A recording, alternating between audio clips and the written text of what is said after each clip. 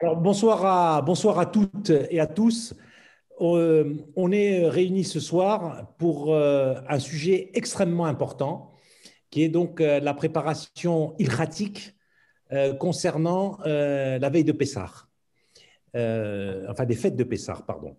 D'abord, bien sûr, je voudrais rendre un grand merci et adresser mes félicitations à Rabbi Mendy, qui a pris sur lui de nous faire ce long cours. Il a énormément travaillé là-dessus pour être le plus clair possible et que Avec le lien, à mon avis. pour que tout soit le plus clairement exprimé pour que tout le monde comprenne bien ce que nous avons à faire. Alors, les lois de Pessah, c'est jamais facile. C'est jamais facile. Il faut vraiment écouter parce qu'on croit tout savoir de Pessah. Et malheureusement, il nous arrive à tous de faire des erreurs. Et c'est dommage. C'est vraiment dommage, surtout que là, notre Rav va nous expliquer exactement ce qu'il faut faire.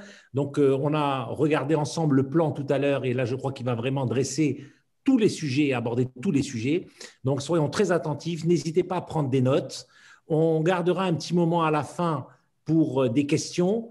Et je crois que Rabbi Mendy a accepté, s'il y a beaucoup de questions, de donner son numéro de téléphone pour que les gens puissent lui demander directement des cas particuliers. Et je vous demanderai, chers amis, bien que Rabbi Mendy soit très gentil et très hanav, de ne pas trop l'embêter. Il a quand même beaucoup de choses à faire en cette veille de Pessah. Donc, voilà, de lui poser vraiment des questions qui sont des questions. En sachant que, bon, il répondra bien sûr à tout ce que tout ce que vous demandez. Alors, cette année, comme je disais d'abord, Pessah, c'est toujours difficile, mais cette année, c'est encore plus difficile parce que nous avons à gérer un Pessah qui est à Motzei Shabbat, donc avec des problèmes particuliers concernant tout ce qui est l'élimination du Hametz. Donc, Rabbi Madi va bien nous expliquer les Seoudot qui sont particulières. Alors, on espère bien sûr qu'on ne va pas être confiné parce que ça compliquera encore plus les choses. Et je termine en vous disant qu'avec Rabbi Madi, on a fait des choix concernant, vous verrez, différents horaires, etc. On a fait ces choix pas pour imposer quoi que ce soit à quiconque, mais on a fait ces choix parce qu'il nous semble que ce sont les meilleurs choix possibles et il fallait choisir des routes, si vous voulez, des chemins à prendre pour qu'il n'y ait vraiment le moins d'erreurs et même dire aucune erreur, Bezrat Hashem, possible dans la préparation de ce Pessah. Donc il y a des choix qui ont été pris, qui ont été faits et je vous prie de les respecter même si vous auriez voulu faire autrement. Rabbi Madi va vous exposer toutes les possibilités, mais la synagogue a pris des chemins particuliers qui sont bien sûr 100% halachiques et même au-delà. Et voilà, comme tout choix, c'est un peu arbitraire, mais c'est ce qui nous a semblé être le plus proche de la halakha et qui vous évitera le moins d'erreurs possibles. Voilà, je ne vais pas retarder plus longtemps. Merci Rabbi Mendy. À toi la parole pour ce long cours. Et on garde les questions pour la fin. Prenez des notes de vos questions pour pas que ça vous échappe. Et on va passer une très belle soirée de façon à ce qu'on puisse tous, Bezrat Hashem, passer un Pessah Kacher Vesameach. Amen. Richard, je te remercie. Cher Kaal, on va commencer le cours. Comme le disait à l'instant Richard, l'objectif, c'est de parler de tout. Quand on dit parler de tout, c'est faire en sorte qu'on puisse aborder les sujets de la fête de manière générale lorsqu'il n'est pas nécessaire de rentrer dans les détails. Et si nous aurons besoin de rentrer dans plus de détails, on le fera. On essayera d'enlever un maximum l'aspect technique, mais bon, par moment, c'est vrai qu'on devra rentrer dans certaines manières de faire les choses, et là, ce sera un petit peu technique. Donc, je reprends encore un point que disait Richard. N'hésitez pas à prendre des notes, parce qu'on aura des horaires aussi à respecter. Et c'est vrai que Pessah en général est compliqué, cette année un petit peu plus, mais je vais commencer d'abord par un grand principe quand on s'approche de Pessah, c'est qu'on dit d'abord Chag à Pessah. Avant de parler de Pessah, c'est d'abord une fête. Et qui dit fête dit forcément joie. Et il y a quelque chose qui est aux antipodes de la joie, c'est le stress. C'est peut-être pour cette raison qu'on a pris la décision de faire ce cours, parce qu'en général, vous serez d'accord sûrement avec moi que lorsque on ne sait pas comment faire, on ne sait pas trop comment faire, on stresse. Alors que lorsqu'on a les informations et on sait plus ou moins par où passer, quand c'est clair, quand on sait comment aborder le sujet, déjà on déstresse. Et je pense que très souvent, on a juste un stress parce qu'on entend des informations à droite à gauche. On ne sait pas vraiment qui croire, est-ce qu'on a bien compris, alors finalement comment on doit faire, et ça rajoute un stress au stress. Alors que lorsqu'on a des informations claires, on arrive d'abord à échanger à la maison avec son épouse, avec son époux pour savoir comment on va s'organiser, et après, on s'organise, et finalement, il reste que la réalisation, mais on n'a pas ce doute au fond de nous-mêmes, est-ce que c'est bien ce qu'on fait, puisqu'on a tous envie, Baruch Hashem, de bien faire, on veut bien faire, et quand on sait finalement, clairement, par où on doit passer, déjà, on enlève un grand poids. Donc, je reprends, l'idée, c'est Martha Bechagecha, être joyeux.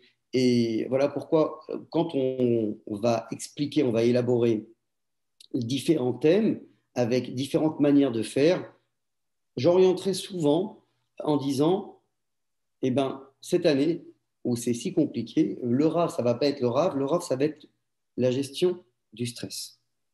Ça voudra dire que même s'il y a plusieurs choix, lorsque on devra à la maison trancher, on va se dire, mais qu'est-ce qui est le moins stressant?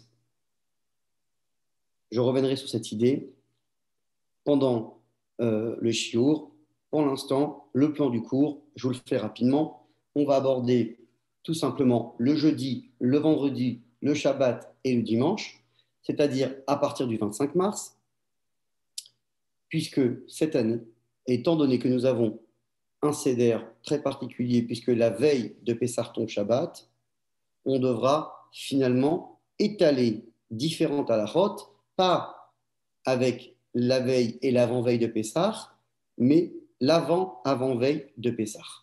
Et ça, on va l'aborder en commençant par les lois de Talmud Bechorot, Dikat Hametz, la vente du Hametz, la cachérisation, la destruction du Hametz, les fameux Seudot de Shabbat cette année, et après, dernier sujet, le Seder lui-même, ou plutôt les Sdarim en Chutz La'aretz. Voilà le plan du Shiur. Encore un dernier principe avant de commencer. Il y a, vous savez combien dans la halacha, et encore plus à Pessah, des marloktot, des divergences. Ça peut être de manière générale Mechaber Rama, c'est-à-dire Minag Sefarad dans les grandes lignes et Minag Ashkenaz, et au sein même des Minagim Sefarad ou Ashkenaz, il peut y avoir aussi divergence. Alors, on ne va pas s'étaler, on n'est pas dans un kollel, mais j'ai pour habitude de citer de manière générale, toujours sans rentrer dans les détails, les différentes opinions quand cela est nécessaire, et j'orienterai soit vers la khumra, c'est-à-dire en disant si vous pouvez faire plus, tant mieux, mais aussi vous laissez la possibilité de faire, on va dire un petit peu dans la tolérance, parce que c'est comme ça qu'est la halakha. On a la khumra et la kula, et Bezrat Hashem, le principal, c'est de faire au mieux pour Akadosh Baruch Hu. Voilà pourquoi vous entendrez parfois divergence, et je vous dirai, et on peut faire au mieux, on peut faire d'une autre manière, et Bezrat Hashem, comme je disais, le principal, c'est de faire les Shem Shamayim. Alors c'est parti. D'abord cette année, on va commencer par jeudi. Jeudi, on sera le 12 Nissan. Vendredi 13 Nissan et Shabbat 14 Nissan, veille de Pessah, qui est cette année le 15 Nissan dimanche. Alors, en général, le 12 Nissan rentre rarement dans la halakha. Mais cette année, c'est spécial. Pourquoi? Parce que le 12 Nissan, déjà, il y a un thème qui est abordé, c'est le terme de Ta'anit Bechorot, le jeûne des premiers-nés. Vous connaissez tous ce jeûne qui a été instauré par les Géonim, c'est-à-dire on ne trouve pas ça dans la Gemara. Il y a un jeûne qui a été instauré plutôt avec une force d'un minag, d'une coutume, pour se rappeler du grand miracle de ces premiers-nés égyptiens qui se sont rebellés contre eux, le pharaon, contre le roi pharaon. Et là, normalement, tout celui qui est premier-né, que ce soit de père ou de mère, s'il y a un remariage, il doit jeûner normalement, en temps normal, on est bien d'accord, la veille de Pessah, et donc, normalement, cette personne-là est tenue de jeûner jusqu'au Seder. Cette année, le problème, c'est que si on s'arrête à ce Ta'anit Bechorot qui est la veille de Pessah, on aurait dû jeûner Shabbat, ce qui est impossible. Alors on s'est dit, qu'est-ce qu'on fait avec ce jeûne? Bah, on le repousse un peu plus tôt, pas le 14 Nissan, mais le 13, c'est-à-dire ce vendredi. Non, c'est pas possible, vendredi, c'est pas mon siman de jeûner avant Shabbat. Alors on l'a repoussé encore plus tôt. Voilà pourquoi, curieusement, Ta'anit Bechorot cette année, et je vais arriver à une divergence, que pour l'instant, j'aborde le sujet, et le 12 Nissan.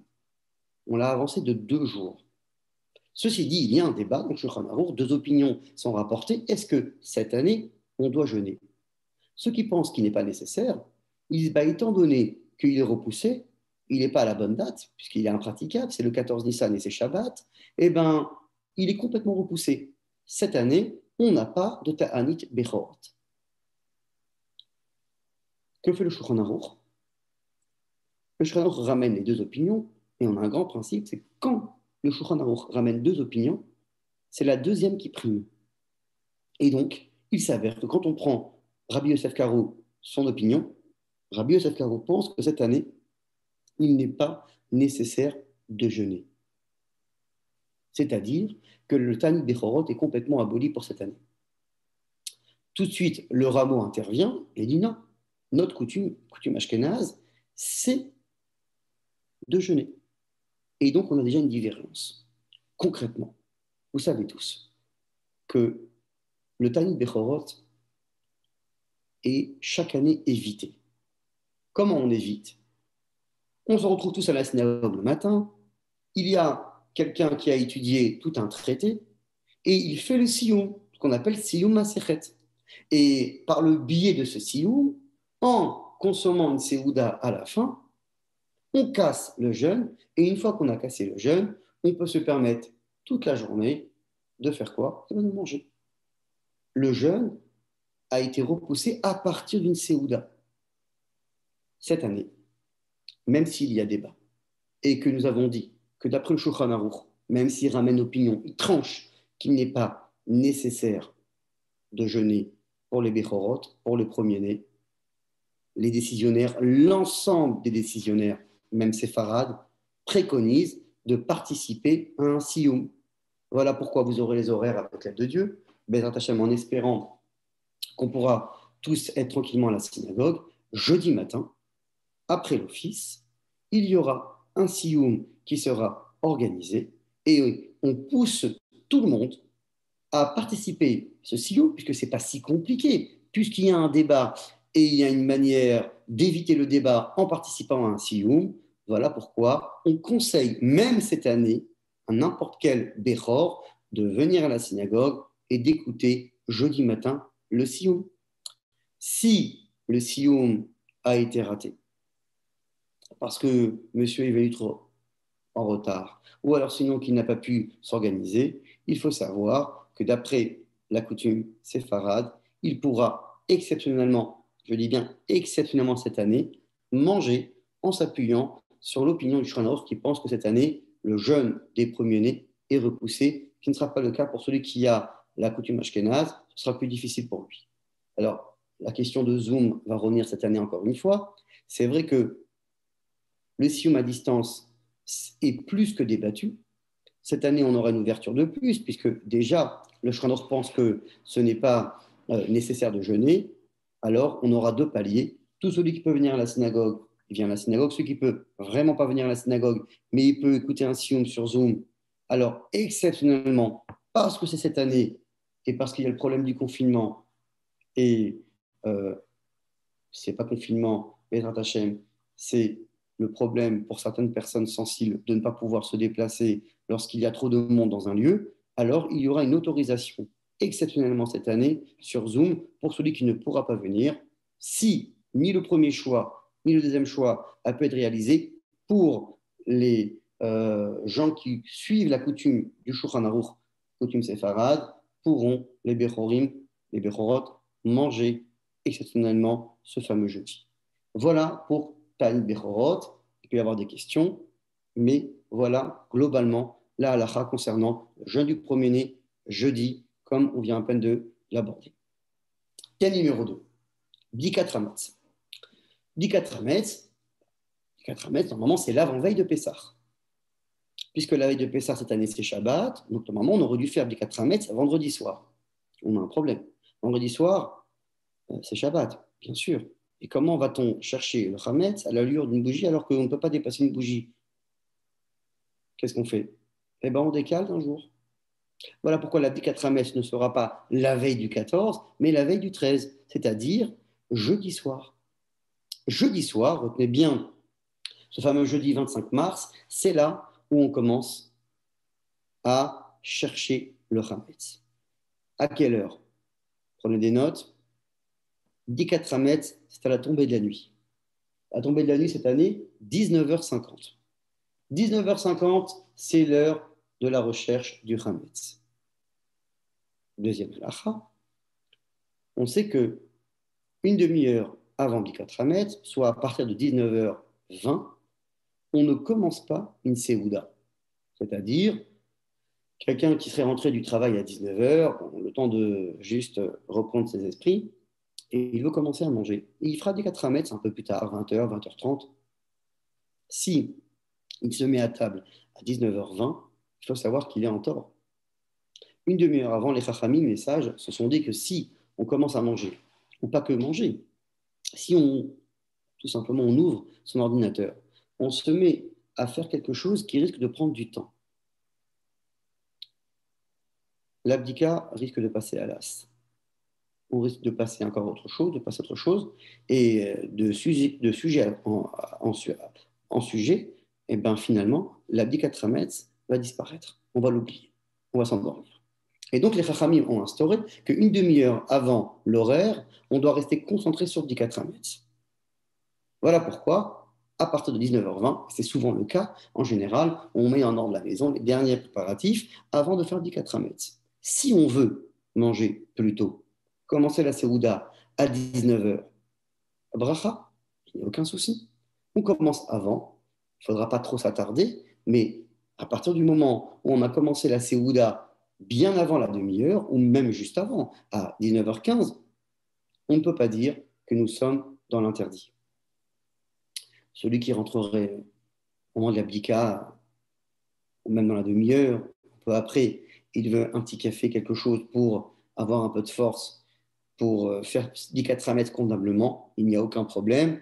À partir de combien c'est interdit? Il faut savoir que c'est uniquement le mésonote qui est interdit, ce qui fait à base de céréales, bien sûr motzi, mais mésonote, quand on mange plus de 2 kabetza, de 1 kabetza, pardon. Ça veut dire environ, on dit que c'est autour de 50 grammes. Vous voyez, quand c'est un bon morceau de gâteau, là, il faut savoir qu'on n'a pas le droit de le manger. Ça s'appelle déjà une séoula. Donc, je reprends, je rentre à la maison. Je sais que 19h50, c'est là où je peux commencer à faire des 4 mètres, pas avant, parce qu'il faut absolument qu'il fasse nuit. Et dès lors, je commence des 4 mètres avec bracha. Si je suis arrivé même à 1h du matin, personne n'était à la maison, je fais le 4 mètres tant qu'il fait nuit. Et on verra que même si quelqu'un n'a pas pu être à la maison, pour savoir pourquoi, et il se retrouve le lendemain, vendredi, 4 mètres, Bedi Avad, fortiori, quand on a raté le moment initial, on peut le faire encore toute la journée de vendredi, Bedi Avad, quand malheureusement, on n'a pas pu faire Bedi 4 mètres le jeudi soir. Bedi 4 mètres lui-même. Vous savez bien, cette coutume depuis des générations de prendre des morceaux de chametz, pas trop gros, 5-10 grammes, pas la peine de mettre des gros morceaux, ça peut poser problème. On les emballe, techniquement l'idéal c'est dans du papier, l'aluminium c'est pas une bonne idée. On les emballe dans du papier, on les dispatche dans toute la maison, pas la peine de cacher forcément. L'idée c'est plus al pikabala qu'autre chose. Aussi al pialacha, il y a une idée pour avoir tout simplement de quoi brûler le lendemain. Et donc on dispatche ces morceaux dans la maison. avant l'abdika Trametz, en général, c'est les membres de la famille qui le font. Et avant l'abdika, on a une bougie dans les mains, on fait la bracha, Baruch Hashem Elokeinu melech haolam, Asher kideshanu bemitzvotav etzivanu, ral biur chametz. Sur, biur veut dire l'élimination du chametz. Alors c'est vrai qu'on n'est pas encore en train de l'éliminer, on ne fait que rechercher le chametz, certes, mais puisque l'objectif c'est de se débarrasser du chametz, on fait la bracha al biur chametz. On commence la recherche, pas la peine d'éteindre les lumières forcément, mais c'est vrai qu'on le fait par coutume. Si à un moment on doit allumer une lumière pour voir ce qui se passe, il n'y a aucun problème de le faire. L'idée, et là je rentre dans ce que c'est al-pi halacha, après l'halacha b'dikat chametz, c'est être sûr qu'il n'y a pas un petit mishloach manot d'un enfant qui se trouve quelque part. C'est-à-dire qu'on recherche kazaït chametz, on recherche quelque chose qui fait environ quelque chose comme 30 grammes. On parle en grammes, en volume, c'est un petit peu la taille d'une boîte d'allumettes. Vous savez, les petites boîtes d'allumettes. C'est ça, kazaït. Alors, on s'imagine où, malencontreusement, on a pu oublier ce chametz. Et c'est ça la mitzvah de bdikat chametz. Et ça nous arrive parfois, on a oublié un whisky. Il est comme ça, il est posé devant nous. C'est pour une déco aussi, c'est une belle bouteille, mais on ne se rend même pas compte que c'est du chametz. C'est-à-dire qu'au moment de bdikat chametz, il y a une recherche très intéressante qui se fait en disant, bon voilà, je suis comme ce rabbin qui passe et qui va dans une usine dire que l'usine est cachère, que la production est cachère. Ben, c'est pareil, on va dire que la maison est cachère les Pessah et qu'après moi, après être passé, je suis tranquille, je n'arriverai pas, par erreur, malencontreusement, Pessah, à manger du chametz sans m'en rendre compte. C'est ça l'idée de bdikat chametz, vous voyez. Alors, aller chercher la petite miette, ce n'est pas nécessaire. On ne dit pas que l'important du ménage, de frotter, etc., c'est quelque chose qu'on doit négliger, pas du tout. Mais si on s'arrête sur le côté ilchati, le côté halachique de ce que c'est bdikat chametz, c'est se dire, est-ce qu'on a oublié un morceau de gâteau quelque part? Donc on fait bdikat chametz, on le fait sérieusement. C'est vrai que il faut, à partir du moment où vous avez compris cette idée ilchati, il faut savoir que ce n'est pas 5 minutes. Ce n'est pas uniquement la recherche des 10 morceaux, même si cette recherche permet de motiver. C'est une des raisons pour laquelle on met ces morceaux, c'est pour motiver celui qui fait bdikat chametz. Mais si c'est uniquement pour aller trouver les 10 morceaux en pensant que c'est un côté un peu folklorique, non, on n'y est pas. L'idée, c'est vraiment chercher le chametz. Et c'est vrai que ces 10 morceaux nous aident et nous motivent. À la fin, on prend ces 10 morceaux, on les a tous réunis. Et là, à partir de ce moment-là, on sait que la maison est cachée à l'épaisseur. Et si il reste du chametz pour le lendemain, et cette année, voire même pour le surlendemain, on en parlera, tout le chametz doit être entreposé dans un endroit fermé, voire suspendu, parce que si on a une surprise d'un morceau de chametz qui a disparu parce qu'il était posé sur la table et un enfant qui l'a pris, on risque de se retrouver à avoir besoin de refaire un nouveau bdikat chametz qui serait un petit peu compliqué et dommage. Donc, dans l'organisation, au moment où je fais bdikat chametz, je me dis, bon, le chametz que je garde pour demain ou pour après-demain, il est où? Il est là-bas, il est dans un placard, je suis tranquille, maintenant je fais bdikat chametz. À la fin de bdikat chametz, il y a une citation. Kol chamira vachamiya deika bishuti de la chazito de la biarté, etc. C'est marqué dans les marzorim, c'est-à-dire on fait ce qu'on appelle le bitoul. Et d'ailleurs, il faut savoir que la bracha de Albiou Chametz, elle inclut la recherche et aussi le bitoul, qui est aussi une mitzvah, sans rentrer dans les détails. Donc, je dis le bitoul, et jusqu'au bitoul, je garde le silence. Je ne parle pas d'autre chose si ce n'est les sujets qui concernent directement la bdika pour bien rester concentré. Je fais le bitoul. La bdika dure un quart d'heure, 20 minutes, une demi-heure, une heure, selon la taille de la maison, mais c'est sûr que ce n'est pas 5 minutes, un bon petit quart d'heure. Et donc, à la fin de cette bdika, je fais le bitoul. C'est ce qu'on appelle le bitoul numéro 1, parce qu'il en aura 2. Les 10 morceaux sont rassemblés dans une enveloppe, pourquoi pas, une enveloppe craft, c'est une bonne idée, ça prend bien feu. Je mets le reste de la bougie ici, si nécessaire. Et là, j'ai mon paquet qui est prêt pour demain, je ne le laisse pas n'importe où, je le fais dans un placard, ou alors sinon je le mets dans un sac et je le suspends pour être sûr que personne va y toucher. Voilà pour Bdikat Hametz. En tout cas, globalement. Nous sommes jeudi soir, et Bracha, on a fait Tanit Bechorot, la maison est propre grâce à Dieu. On a aussi eu la chance de faire Bdikat Hametz et on a les morceaux. Tout est prêt pour faire Bio Hametz. Bio Hametz cette année, bien sûr qu'il ne va pas se faire Shabbat, veille de Pessah, il va se faire vendredi. Alors, en temps normal, quand on brûle le Hametz, on est veille de Pessah. Tout à l'heure, j'expliquerai en détail cette fameuse journée veille de Pessah qui est assez composée, mais en tout cas, pour faire très simple, on pourrait se dire, cette année, vendredi, il n'y a aucune restriction puisqu'on n'est pas la veille de Pessah. Et l'avant-veille de Pessah, j'ai le droit de manger du Hametz toute la journée.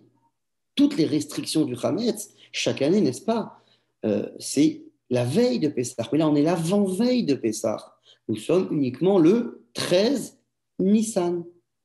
Et comme nous sommes le 13 Nissan, a priori, je pourrais brûler le Hametz quand je veux. Eh bien, vous savez quoi? Normalement, ça devrait être comme ça. Mais le Shulchan Aruch nous dit qu'il faut prendre l'habitude d'avoir un horaire lorsqu'on se débarrasse du Hametz. Et pourquoi cela? Étant donné que chaque année, nous sommes tenus par un horaire, veille de Pessah. Même si cette année, nous ne sommes pas veille de Pessah, on garde cette habitude.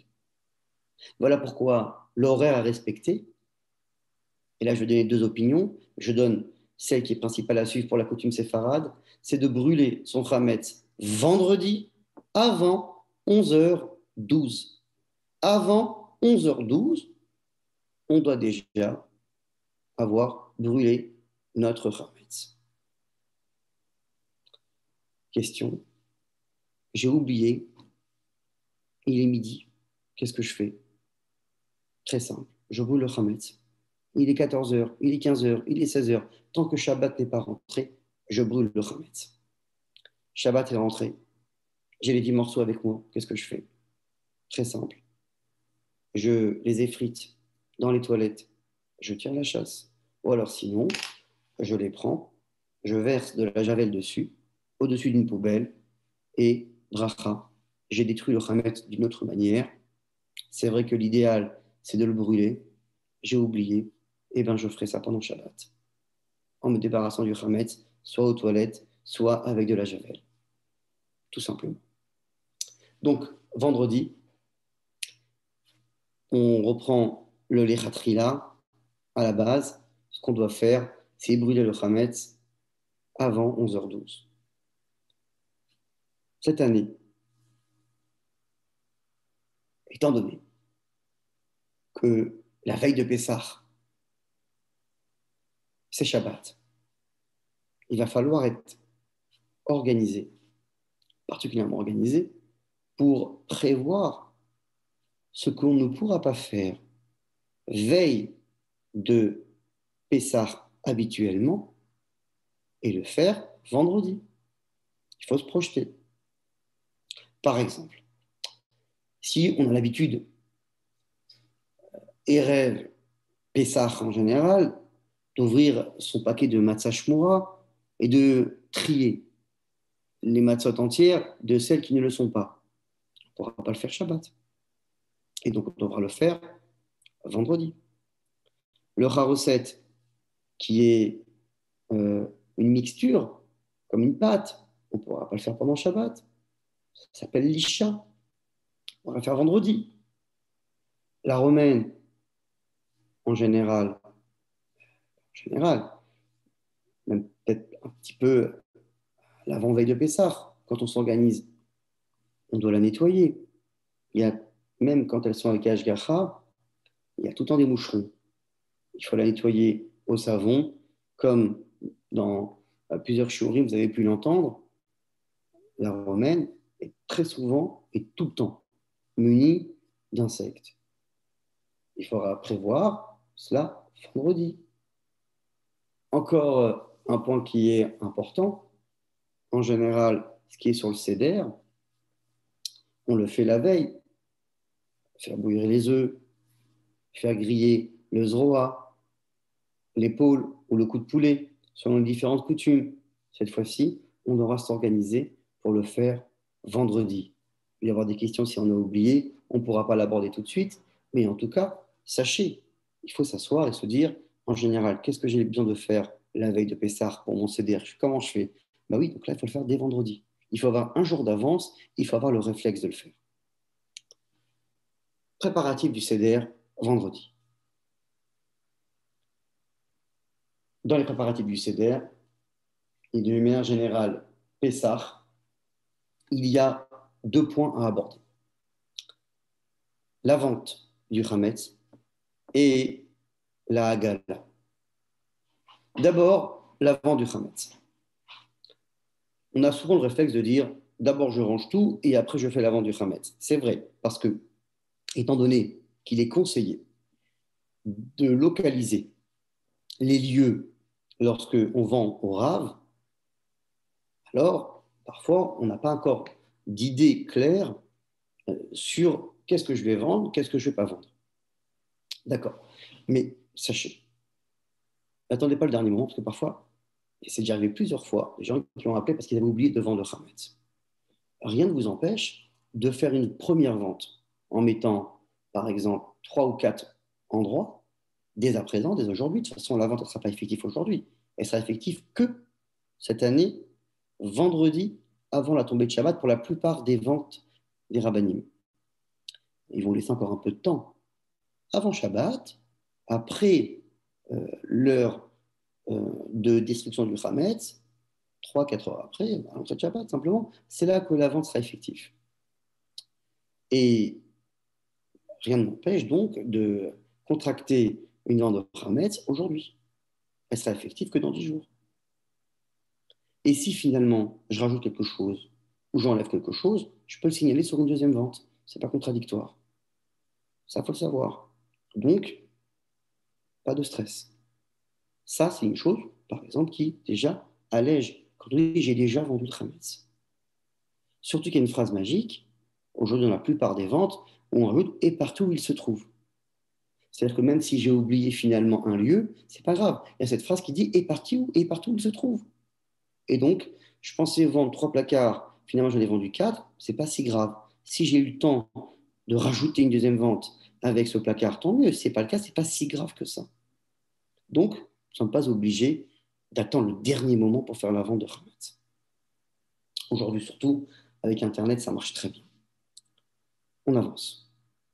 On va aborder le sujet de la Hagala. Alors, la Hagala, qui veut dire la cachérisation, c'est un grand sujet. Je vais donner les principes déjà de Halacha, et après, je donnerai quelques exemples. Et après, s'il y a des questions, peut-être à la fin, ou sur WhatsApp directement, vous mettez un message audio. Alors, on y va.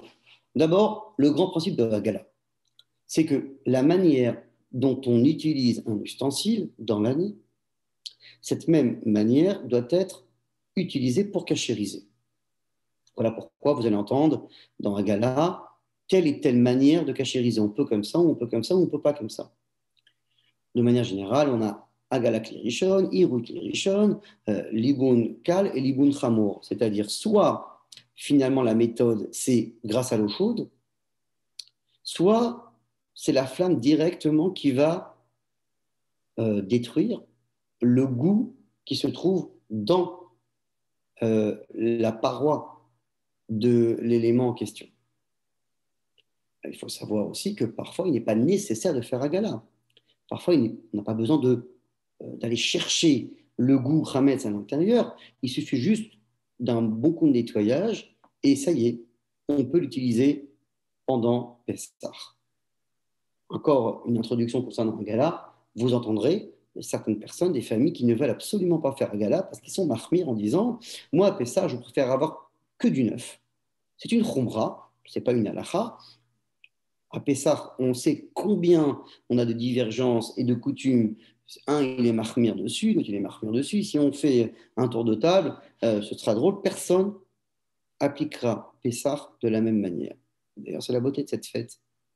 Et donc, c'est vrai que la Khumra existe. Certains ne veulent quasiment pas entendre parler de Haggalah et beaucoup de Khumrot vont être rajoutés. D'autres ont tout le temps vu la Haggalah. C'est pas tout le temps vu. C'est un Shulchan Aruch clair.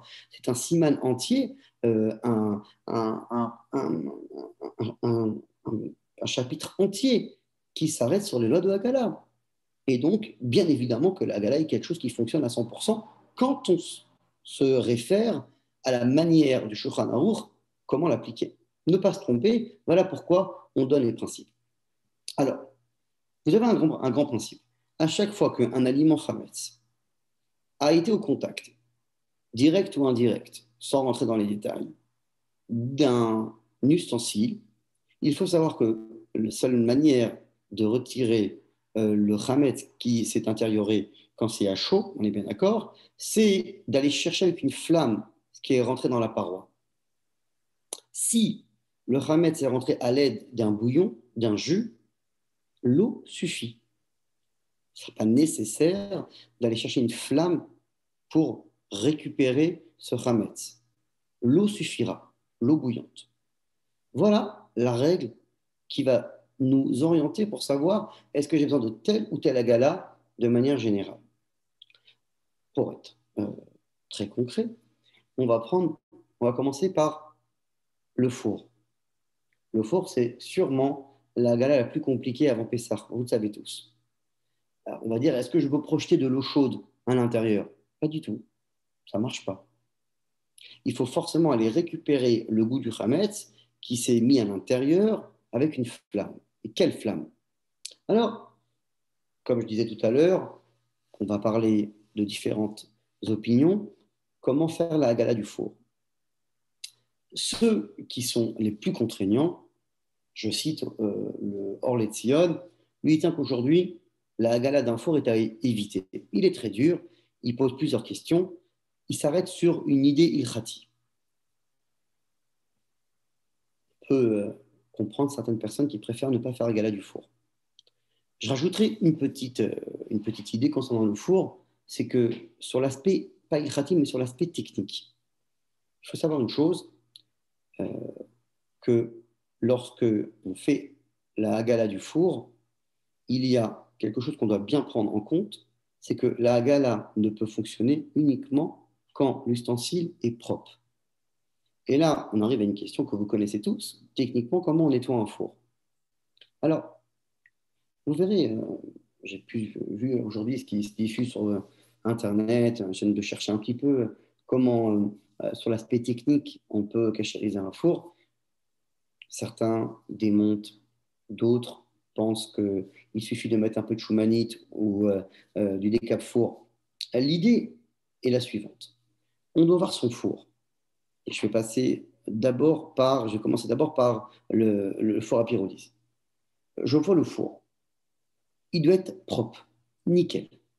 Ça, c'est la règle de base. Normalement, avec une pyrolyse, lorsqu'on nettoie bien comme il faut avec différents détergents très puissants, le four est complètement propre. Ce qui va automatiquement nous aider à la fois à cachériser le four lui-même du côté du nettoyage, puisque c'est propre. Et numéro 2, il va y avoir ce qu'on appelle un libunkal, c'est-à-dire une flamme qui n'est pas directe, mais qui suffirait pour cachériser le four lui-même. Voilà pourquoi de nombreux décisionnaires pensent qu'aujourd'hui, il est possible de cachériser un four à pyrolyse après l'avoir nettoyé et être sûr qu'il ne reste rien de consistant à l'intérieur. Être très vigilant avec la portière du four. Parfois, il se loge du chametz, surtout au niveau des joints. Alors, différentes manières. Je ne vais pas tout citer, mais il faut être très vigilant. Si je vois que le four est un four qui est très propre, pourquoi? Parce que la manière dont on utilise le four dans telle famille, c'est que on ne fait pas trop de ralotte, c'est tout le temps fermé, c'est pas la panique dans le four. Ah, très bien. Mais si on sait que bien inara, quand on ouvre le four, il y a des miettes de partout, il faut être honnête avec soi-même. C'est vrai que les détergents aident, mais tant qu'il reste de la consistance, le détergent ne peut pas aider. Là, il faut être très vigilant. On ne peut pas vraiment trancher. On peut dire qu'il y a certaines opinions au niveau de la halakha, mais du côté technique, il faut être honnête avec soi-même. Si le four est très propre et on sait qu'on arrive à bien le nettoyer, bracha, avec une pyrolyse, c'est bon. Concernant les plaques, là, on va s'arrêter sur un débat. De nombreux décisionnaires pensent que les plaques ne peuvent pas être cachérisées si le chametz a touché directement les plaques. Soit il faut les changer, soit il faut les passer au chalumeau, ce qu'on appelle le liboun chamour. Certains pensent qu'on peut se contenter de les laisser dans la pyrolyse. Là, techniquement, attention. D'abord, c'est vrai que c'est un débat au niveau de la halakha. Quelqu'un veut s'appuyer, pourquoi pas. Mais n'oubliez pas une chose qui est très importante, c'est que parfois, c'est déconseillé au niveau de différents modèles de pyrolyse qui ne laissent pas la possibilité, ça peut être même dangereux, de laisser les grilles ou les plaques à l'intérieur. Donc soyez bien vigilants. Si quelqu'un voudrait dire mon four il est propre, il est quasiment neuf, je suis sûr de bien le nettoyer et je veux cachériser l'ensemble le four avec les grilles à l'intérieur, c'est autorisé par le modèle que je lis, hein, il n'y a aucun problème de faire une pyrolyse en laissant à l'intérieur, et ben, automatiquement, il pourra éventuellement s'appuyer sur ses opinions. Attention, il y a débat dessus. Vous voyez, là, j'ai parlé de la meilleure situation. C'est un four pyrolyse qui est propre. Je m'appuie sur différentes opinions pour cachériser complètement mon four. C'est-à-dire que s'il est sale et je vois que honnêtement, je n'arrive pas à nettoyer. Ou alors sinon, je vais être marmire, je préfère carrément me dire, allez, le four peut-être, mais les grilles, c'est pas vrai. Moi, j'utilise directement le chametz et certains pensent qu'il faudrait plutôt les passer au chalumeau. Alors, autant cachériser le four et avoir d'autres grilles qui sont réservées pour Pessah. Dernière possibilité, c'est tout simplement doubler avec de l'aluminium les plaques qu'on aurait cachérisées au mieux, qu'on aurait cachérisées au mieux en laissant dans le four et en rajoutant dessus de l'aluminium. C'est une opinion, c'est une manière de faire, pardon, qui est excellente après avoir cachérisé pour être sûr qu'il n'y a pas de contact à partir du moment où j'ai de l'aluminium qui est résistant. Donc, est-ce que c'est possible de cachériser un four?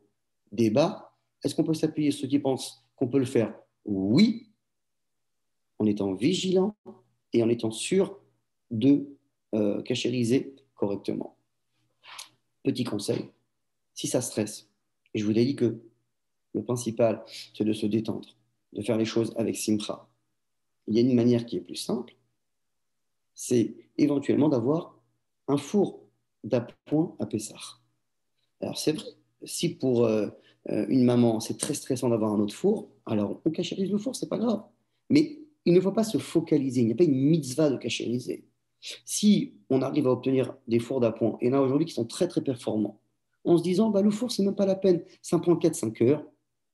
Finalement, rien ne m'empêche à faire des plats de Pessah en mettant 150 ou 200 euros sur un four et c'est un investissement pour les années qui suivent.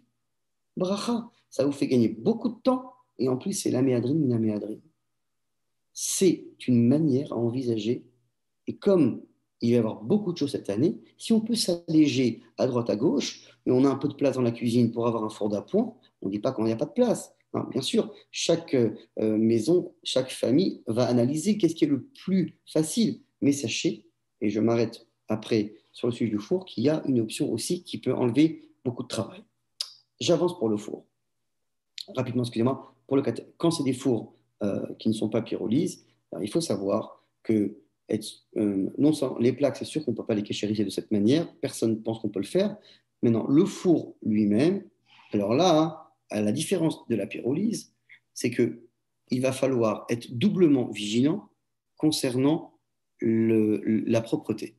Certains pensent, j'amène ce débat, que si c'est un four catalyseur, il est impossible de cachériser, c'est débattu. Celui qui veut s'appuyer tout en étant honnête avec soi-même que le four est propre, ça peut être une manière d'utiliser hygiénique et toute la semaine, on peut s'appuyer dessus. Attention, autant pour le four à pyrolyse. Je vous le dis, à part le Orlet de Sion, tout le monde pense, la plupart des poskim pensent qu'il n'y a aucun problème de cachériser le four. Le four catalyseur, c'est beaucoup plus débattu. À partir du moment où on n'est pas sûr que ça va être considéré comme un liboun kal, il va falloir après prendre sur soi de dire, vous inquiétez pas, moi, je m'appuie sur cette opinion.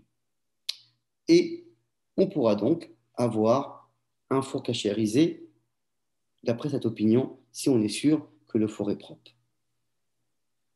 Pour la petite note de la coutume ashkénaze. Et en même temps, j'aborderai le sujet du verre. La porte du four. Selon la coutume séfarade, le verre ne pose pas problème. Alors que selon la coutume ashkénaze, oui, on va arriver à un problème. Ceux qui ont l'habitude ashkénaze, les minimagim ashkénazes, ils vont se retrouver confrontés à ce problème du verre de la porte. Alors, pour la cachérisation, ils devront recouvrir de l'intérieur, après avoir nettoyé comme il faut la porte, de 2 couches d'aluminium pour pouvoir utiliser ce four. Là, pourquoi beaucoup d'Ashkénazes évitent de le faire? Parce qu'il y a le problème du verre avec ce four. Et d'après l'opinion ashkénaze, le verre n'est pas cachérisable. On arrête pour le four et je vais passer à d'autres éléments de cuisine. Qu'est-ce qu'on fait avec la plaque? Aujourd'hui, il y a plusieurs modèles, mais on va dire que la plupart d'entre nous utilisent des plaques vitrocéramiques. L'avantage des vitrocéramiques, c'est que c'est du verre, considéré comme du verre. Et donc, pour la coutume séfarade, il n'y a rien que le verre. Pour vous dire, selon la stricte halakha, la Shulchan Aruch, on peut utiliser, après avoir bien nettoyé les verres de Pessah, les verres de Hametz à Pessah. Il suffit de bien les nettoyer, ce qui n'est pas le cas pour la coutume ashkénaze. Et donc, on arrive à cette question, qu'est-ce qu'on fait avec la plaque vitrocéramique? Ma réponse est simple. On retire s'il y a de la saleté comme il faut qu'il n'y ait toujours aucune mamachoute, rien. Certains sont marqués de faire Hirut Lirishon, et je vais expliquer plus tard c'est quoi Hirut Lirishon, mais c'est verser de l'eau bouillante sur la plaque vitrocéramique, c'est qu'une chombra, puisque c'est du verre, d'après la stricte halakha, il n'est pas nécessaire de faire Hirut Lirishon. On nettoie comme il faut. Pour être sûr que tout est propre, on passe plusieurs fois un nettoyage et la plaque ne nécessite pas de hagala selon la coutume séfarade. Selon la coutume ashkénaze, les plaques céramiques ne sont pas utilisables tout simplement pendant Pessah. En Israël, ils ont trouvé un nouveau système. Il n'est pas encore arrivé en France. C'est un genre de couche comme un caoutchouc spécial. Enfin, ça s'appelle une caoutchouc, c'est une matière qu'on met sur la plaque vitrocéramique et la réaction de la plaque se fait à travers cette matière très sympathique. Elle n'est pas encore arrivée en France. Ce serait très bien même pour ceux qui ont un coutume ashkénaze. Donc, plaque vitrocéramique, il n'y a pas de souci. Pour ceux qui utilisent du gaz, il faut savoir que les brûleurs eux-mêmes n'ont pas besoin de cachérisation. Par contre, ce qui soutient les grilles, qui soutiennent les marmites, pour eux, il faut une agala. Alors, c'est laisser allumer pendant un bon moment les brûleurs à vide, c'est-à-dire sans marmite, directement sur les brûleurs, et les khumra, recouvrir les brûleurs d'aluminium, c'est une khumra qui est plus que conseillée. Maintenant, concernant le bas de la plaque, c'est-à-dire le côté, en général, ce qui est blanc, il faut savoir que c'est impossible de cachériser. Et là, il faut voir, est-ce qu'en général, le chametz, il rentre ou pas. Si on sait que c'est élargi et que souvent le chametz, il tombe à l'intérieur, alors là, c'est un peu compliqué. Il est conseillé de couvrir avec de l'aluminium parce que c'est quasiment impossible de cachériser cette matière. Donc, je résume, les brûleurs eux-mêmes ne nécessitent pas de cachérisation, juste les nettoyer, toujours nettoyer.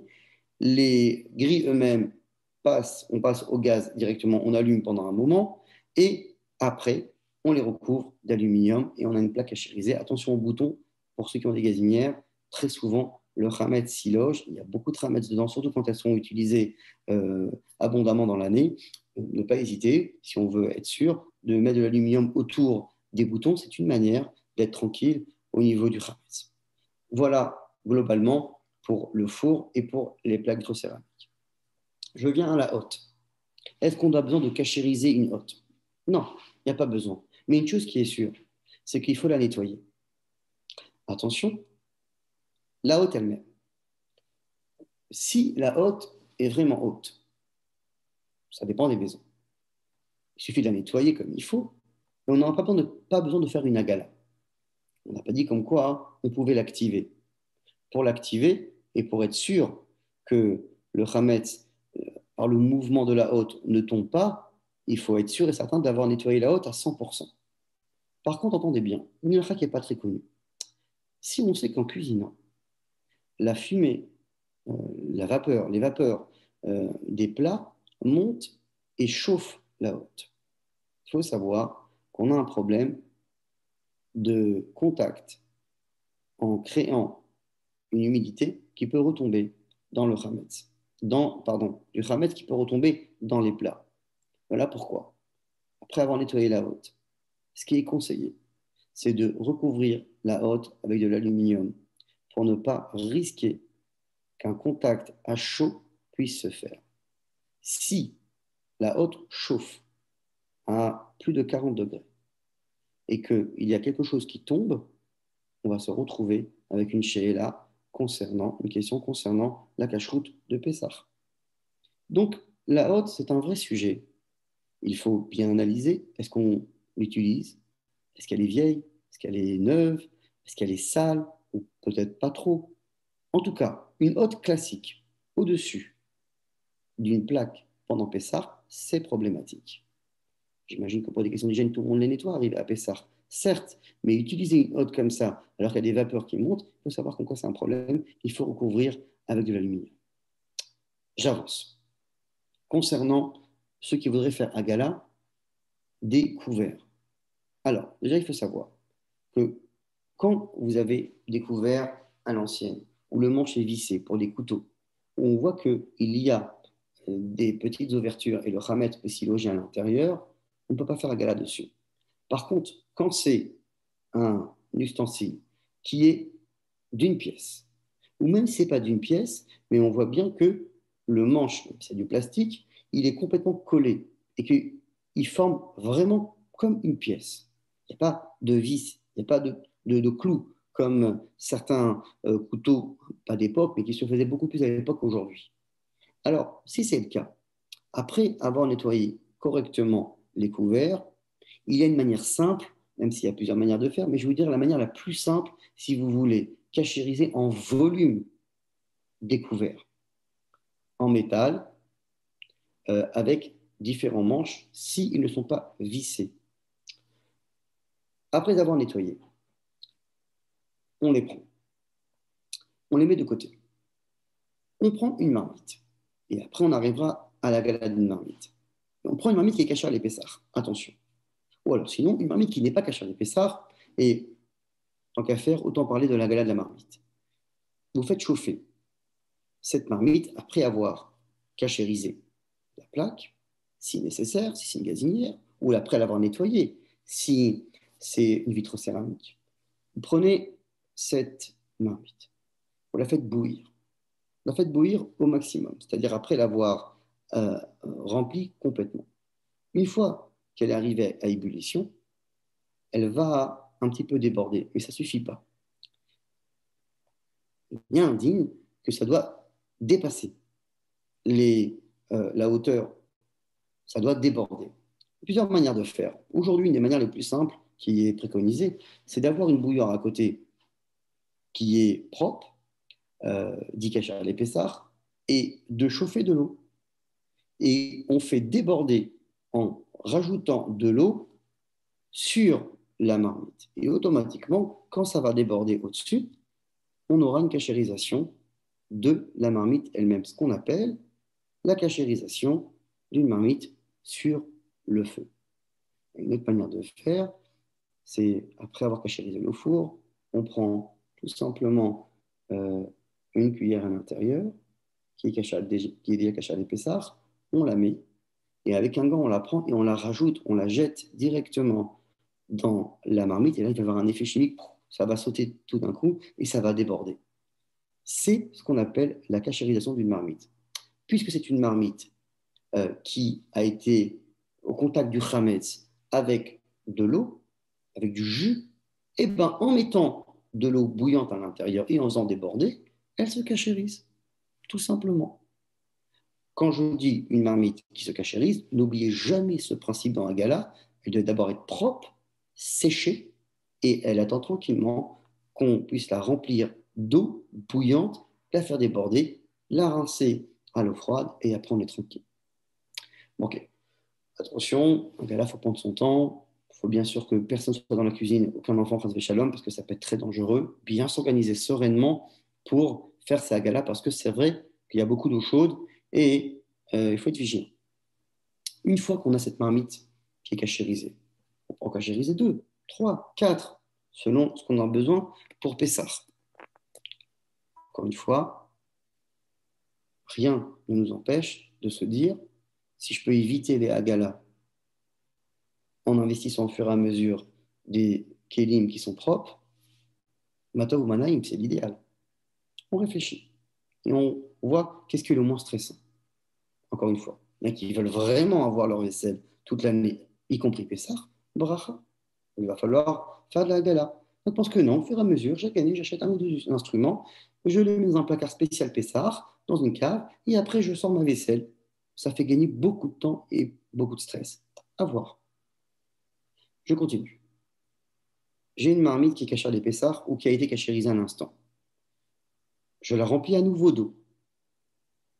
Une fois qu'elle est complètement bouillie, je prends à l'intérieur mes instruments, mes ustensiles, je les mets, et là, à prévoir une pince qui elle-même est cachée à l'épaisseur ou cachérisée. Donc on peut commencer par cette pince. C'est une pince en métal qui a servi à prendre du poulet, quoi que ce soit, ce sera par une agala aussi. Je mets à l'intérieur, je la récupère et j'ai une pince qui est cachée à l'épaisseur. Là, c'est juste technique, ce que je vous dis. On met des ustensiles, on ne laisse pas longtemps. C'est-à-dire, on attend toujours que l'eau soit à ébullition. Il n'existe pas de hagala sans que l'eau ne soit pas à ébullition. Elle est en ébullition. Je mets plusieurs ustensiles intérieurs, je les récupère, je les rince à l'eau froide, et ainsi de suite. Et c'est comme ça que j'enchaîne la hagala. Une fois que j'ai fait hagala sur tous les ustensiles, je les rince à l'eau froide, coutume, et après, mes ustensiles sont cachés l'épaisseur. C'est ce qu'on appelle la hagala dans Klirishon. Alors c'est vrai que si on a des marmites qui sont déjà cachées en épaisseur et qu'on n'a pas envie de faire la gala avec cette eau, on veut uniquement utiliser un autre système de hagala, ce qu'on appelle le hirui klirishon, c'est-à-dire prendre une bouilloire, la faire bouillir et verser sur des couverts. Est-ce qu'il est possible de le faire? La réponse, elle est que oui. Il n'y a aucun problème de cachériser les couverts, étant donné qu'ils ont un din, ils ont une halakha qui est moindre que la marmite elle-même, en versant uniquement de l'eau chaude dessus. C'est ce qu'on appelle Hirut Irishon. Ce que j'ai proposé tout à l'heure, c'est peut-être techniquement plus simple, puisque ça peut aller plus vite. Mais on peut tout simplement se référer au Hirut Irishon. Je continue. On a cachérisé les marmites, on a les couverts qui sont cachérisés, ou si on en a des neufs, réservés pour Pessar, très bien, toujours après avoir nettoyé. Et j'ai failli oublier, attention, à chaque fois qu'on va parler de Hagala, à part quand on va utiliser un chalumeau, ce sera une solution qui est rarement utilisée, mais qu'il faut savoir que si quelqu'un sait avec habilité l'utiliser, ça peut rendre service, mais j'en parlerai très rapidement. Sachez que toutes les Hagalotes, on attend d'abord 24 heures, au mieux. Certains débattent dessus, mais je dis au mieux, c'est plus que conseillé d'attendre 24 heures avant de cachériser. C'est-à-dire, quand je dis 24 heures, c'est que ne pas avoir utilisé à chaud les aliments, pardon, les éléments, le four, les plaques, les couverts, euh, les marmites. Si ça n'a pas été le cas, on peut s'appuyer sur d'autres opinions, mais à la base, il vaut mieux le faire et on pourra l'expliquer dans un autre cours pourquoi il vaut mieux attendre 24 heures. Dernière chose à cachériser, l'évier et aussi plan de travail et les tables, si nécessaire. Alors, on commence d'abord par l'évier.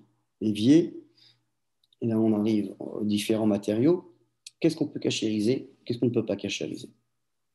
Alors, concernant les matériaux, le métal cachérisable, la pierre non recomposée.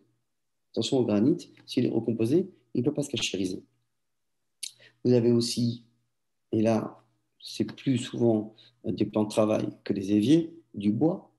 Je ne sais pas si ça existe en bois, des éviers, ou du stratifié. Tout ça, ça peut se cachériser. Par contre, les crédences sont considérées comme de l'argile et donc non cachérisables. Les mailles, c'est débattu. Certains pensent que oui, mais c'est vraiment à éviter. Or, les tirs et d'autres poskim pensent que ça a exactement le même statut que de l'argile. Et donc, comme les crédences, incachérisables. Et donc, pour résumer, si je commence par les mailles, granit, et aussi, euh, et aussi peut-être aujourd'hui, il y a certains plans de travail qui sont mélangés. C'est un peu de granit avec autre chose, c'est quelque chose de recomposé qui serait à base de terre ou de pierre recomposée. Sachez qu'en quoi, ce n'est pas cachérisable. Vous avez la règle de base. Il y a encore un matériau qui est assez rare, mais qui est aussi cachérisable, ce qu'on appelle le corian. C'est une forme de résine. Ça, c'est cachérisable aussi. Voilà, je vous ai fait un peu la liste. Alors, comment on cachérise un évier? On le nettoie. D'abord, toujours propre. On le sèche. Il faut sécher. Vous avez une bouilloire qui est nettoyée. Est-ce qu'on a besoin de cachériser une bouilloire ou pas? Il y en a qui sont marmirim, mais à le pied à la chasse, on est sûr que toute l'année, on n'a pas utilisé du chametz dessus. On peut ne pas avoir besoin de cachériser. Certains sont marmirs de cachériser. Donc, j'ai la bouilloire qui est propre au cachet à l'épaisseur, on va dire. Je commence par le bas, une fois qu'elle est bouillante. Et je monte progressivement du bas de l'évier vers le haut de l'évier. Je rince à l'eau froide, c'est cachérisé. Pour le robinet, ce qui peut être conseillé, c'est pas compliqué, c'est d'allumer l'eau chaude. L'évier, le robinet, pardon, va couler à chaud. Et en même temps qu'il coule, vous rajoutez de l'eau bouillante sur le robinet lui-même. Après avoir nettoyé, bien sûr, le mitigeur, soit les boutons. Donc, automatiquement, vous allez avoir un évier qui est cachérisé avec son robinet, avec son contour. Est-ce qu'il est vraiment nécessaire de le faire?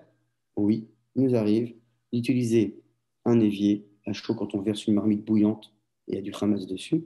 On a un problème avec l'évier. Certains sont marmires même de rajouter de l'aluminium dessus. Les chassidim sont marmires comme ça. Mais d'après la halakha, à partir du moment où on a fait le hirouille, c'est complètement considéré comme cachérisé. Plan de travail, pareil, on le nettoie, on le sèche. Hirouille klirichon, toujours pareil. Cette bouilloire électrique, cette bouilloire qui est remplie d'eau chaude, on verse dessus. Une fois qu'elle est portée à ébullition, toujours à ébullition, une fois qu'on verse de l'eau chaude dessus, on passe à l'eau froide derrière et c'est cachérisé. Si vous voulez avoir un petit conseil technique, avant de cachériser, une fois que tout est propre, préparez en nombre des grandes serviettes, parce que c'est vrai qu'il va y avoir d'autres partout. On le fait à deux. On a un qui met de l'eau chaude, l'autre qui passe juste derrière pour qu'il essuie. On repasse encore avec de l'eau froide. Pas la peine de mettre beaucoup d'eau froide, hein, c'est une coutume. Même si on a un petit verre qu'on passe dessus et on étale, ça suffit. C'est juste pour qu'on appelle fermer les pores des matériaux en question, du matériau en question. Et après, on essuie. Quand on fait à deux la hagala et quand on a préparé les serviettes et que tout est propre et tout est rangé avant la hagala, ça peut aller très vite. Claire? Voilà globalement la cachérisation de l'évier, des plans de travail, et cela peut s'appliquer aussi sur la table. Alors, est-ce qu'on a besoin de cachériser une table?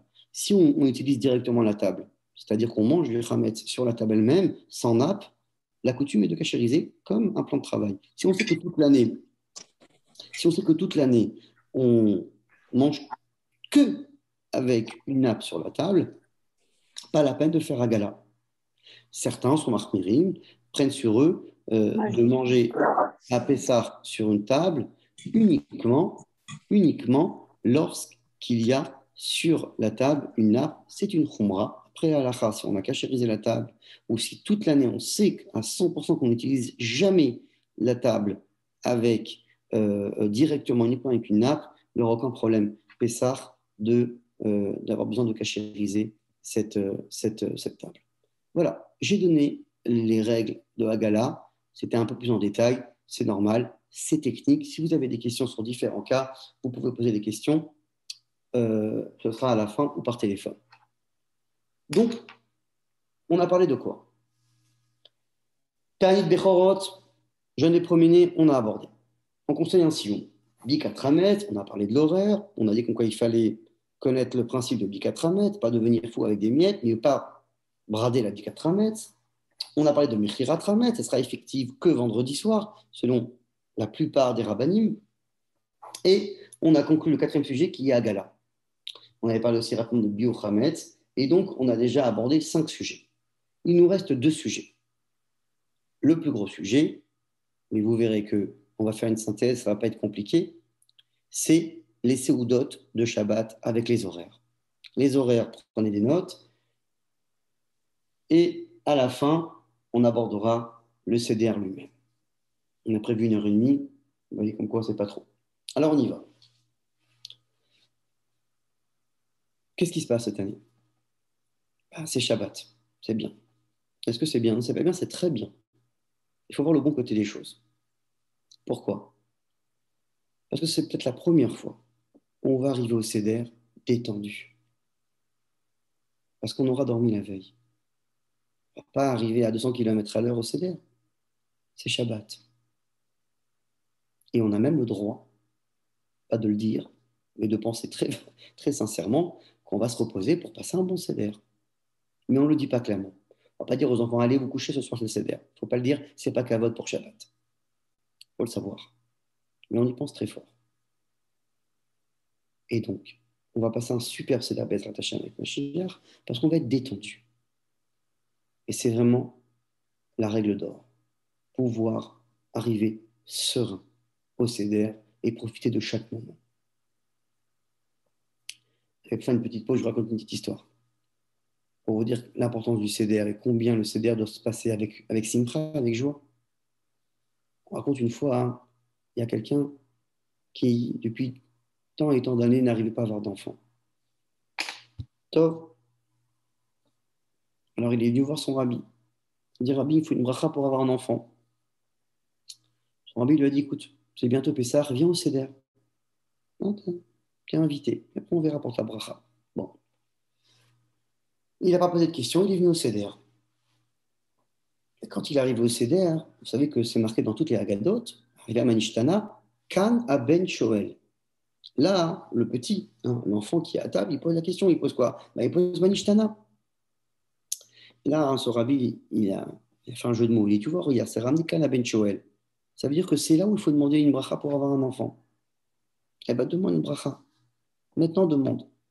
Il a demandé une bracha, ne t'inquiète pas, tu auras un enfant par le mérite du Seder. Et c'est comme ça qu'il a pu avoir une bonne nouvelle l'année qui suit. C'est-à-dire qu'il faut se dire que chaque instant du Seder, c'est un moment où il y a des brachot qu'on peut prendre. Mais on ne le prend qu'avec la simcha, en étant serein.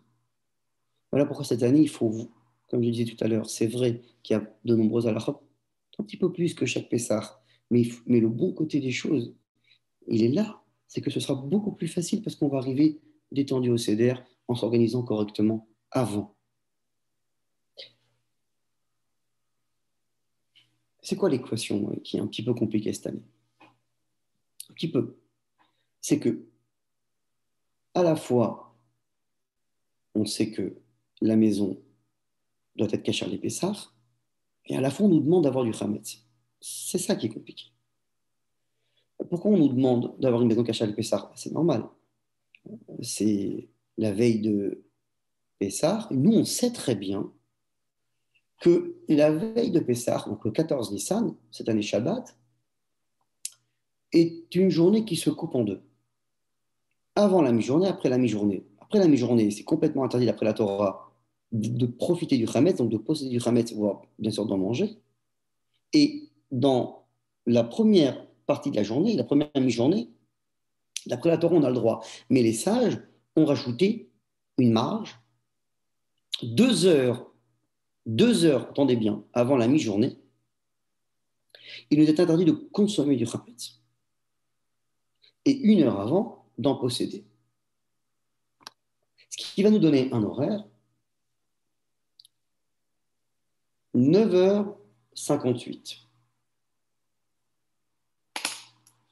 Les horaires du consistoire, les horaires de la plupart des kéhilotes, qui rajoutent 10-15 minutes. Bon. À 9h58 Shabbat matin, on n'a plus le droit de manger du chametz. Petite parenthèse, je ne vais pas rentrer trop dans les divergences. La coutume des chassidim, c'est de rajouter une marge de plus. C'est 10h49, 50 minutes de plus. Mais l'horaire tel qu'on retrouve pour les kéhilotes qui n'ont pas cet horaire du Shulchan Aruch Harav et du Gaon de Vilna, c'est 9h58, voire 10 minutes après. On a quand même 10 minutes de marge, je ne pourrais pas l'expliquer pourquoi, mais sachez qu'il y a 10 minutes de marge. C'est bon à savoir, il faut l'avoir au fond de notre tête. On a un petit 10 minutes, voire maximum un quart d'heure de marge. Donc, je sais que Shabbat matin,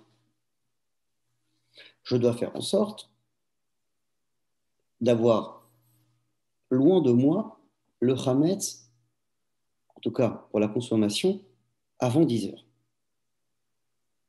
Concernant la possession du chametz, puisqu'on a dit que la possession, les chachamim m'ont laissé 1 heure de plus, ce sera à quelle heure cette année? Ce sera 1 heure variable, c'est-à-dire 11h12.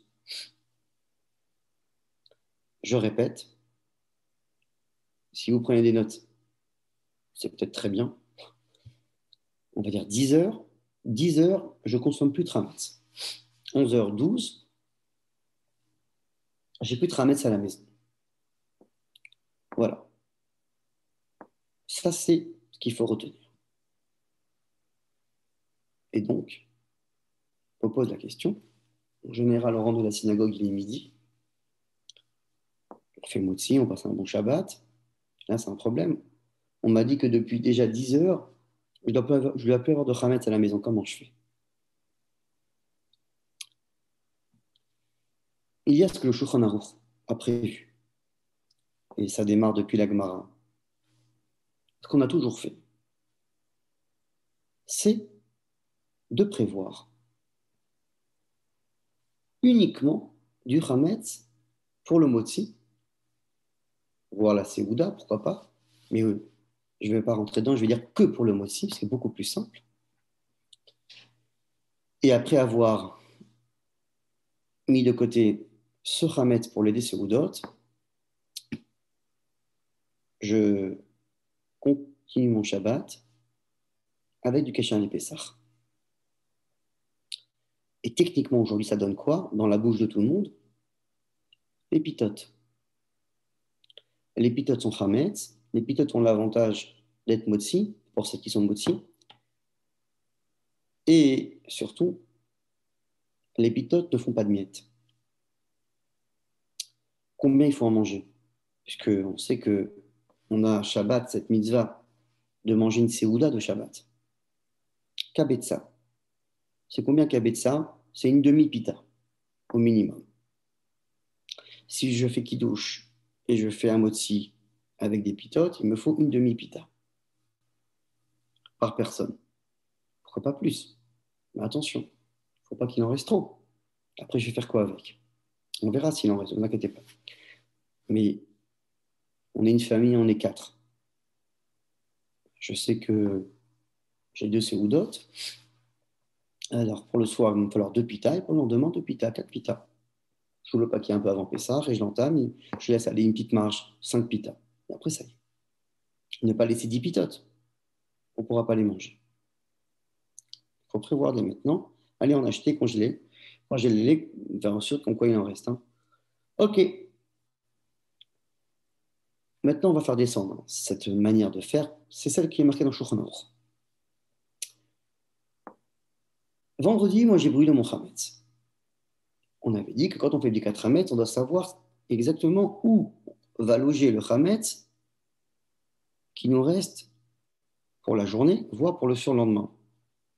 C'est-à-dire, si vendredi, après avoir brûlé le Khametz, je compte encore en manger, je sais où il est. Bien sûr que j'ai prévu la Séouda de Shabbat du soir et du lendemain. Je les ai mis quelque part. Arrive vendredi soir, j'ai mes pitotes et le lendemain aussi. Est-ce que, d'après la halakha, c'est bien? C'est très bien. J'ai du pain pour la Séoudot. Non, c'est l'aspect technique qui est compliqué. Le repas, il est quoi? Il est Khametz ou il n'est pas Khametz? Alors à l'époque, certains mangeaient du Khametz. Quand ils faisaient pour la vaisselle, alors ils faisaient certains plats qui ne collaient pas. Ils se débrouillaient après pour retirer le Khametz qui reste. Aujourd'hui, c'est purement déconseillé, personne ne le fait. On est bien d'accord. Tous les plats qu'on va manger ce Shabbat seront cachers les Pessah à 100% cuisinés dans une cuisine qui est cachère les Pessah. C'est là le paradoxe. Comment faire pour faire simple? Alors, je vais donner deux propositions. Très simples. Au début de Shabbat, vous avez la table qui est cachère les Pessah. Et pour tous ceux qui ont un peu de place à la maison, je pense qu'en banlieue, on a plus de place qu'à Paris. On fait en sorte de prévoir une petite table dans le salon. Hein, c'est la même pièce, mais c'est un peu plus loin, avec une nappe, avec les pitotes qui sont dessus, qui nous attendent. Et là, on fait qui douche avec du vin, cacher les Pessars, à table, là où il y aura la Séouda. Après le kidouche, on va se laver les mains. On va dans le côté salon, la table qui est un peu plus loin, avec cette nappe qui est pour le chametz, avec les pitotes. On fait motzi. Chacun mange sa pita, sa demi-pita. Et après avoir mangé cette pita, on se secoue. On dirait, catastrophe, il y a des miettes. On va y arriver. On se secoue là où on a mangé. On va se rincer la bouche. Je donnerai après tout à l'heure en détail. Et une fois qu'on a fait ça, on balaye avec le balai qui se trouve dans le vendu. Et vous verrez, a priori, on ne peut pas toucher au vendu. Mais quand il y a un tsorer, quand il y a un besoin, on peut prendre ce balai parce que ce n'est pas du vrai chametz. On balaye, on prend les miettes, on les met aux toilettes, on tire la chasse et c'est réglé. Si on ne veut pas prendre le balai, on peut tout simplement avec un mouchoir, et éventuellement s'il y a des miettes. Techniquement, on peut avoir des petits sachets en plastique.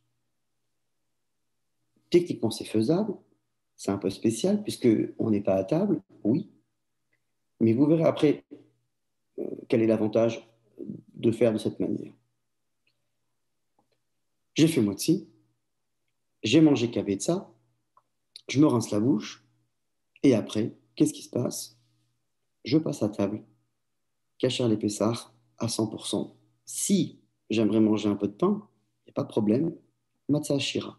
Je vous conseille de faire vos courses en achetant cette année particulièrement de la matzah ashira, de la matzah qui est au vin ou à l'orange. Au vin, en général, ça passe mieux avec la séouda ou aux œufs, bref. Et donc, la séouda devra se faire avec de la matzah ashira. Ce sera compliqué de faire rentrer de la pita encore une fois, même impossible si on a des ustensiles qui sont cachés à l'épaisseur. Ça, c'est pour vendredi soir. Le lendemain, tranquille, je sais que j'ai l'organisation de la veille. J'ai la table cachée à l'épaisseur et j'ai l'endroit qui est Hametz. Oui, mais il y a un problème, c'est l'horaire. Je ne peux pas faire ça à midi. On a dit qu'à 10 heures déjà, je dois avoir fini ma Séouda.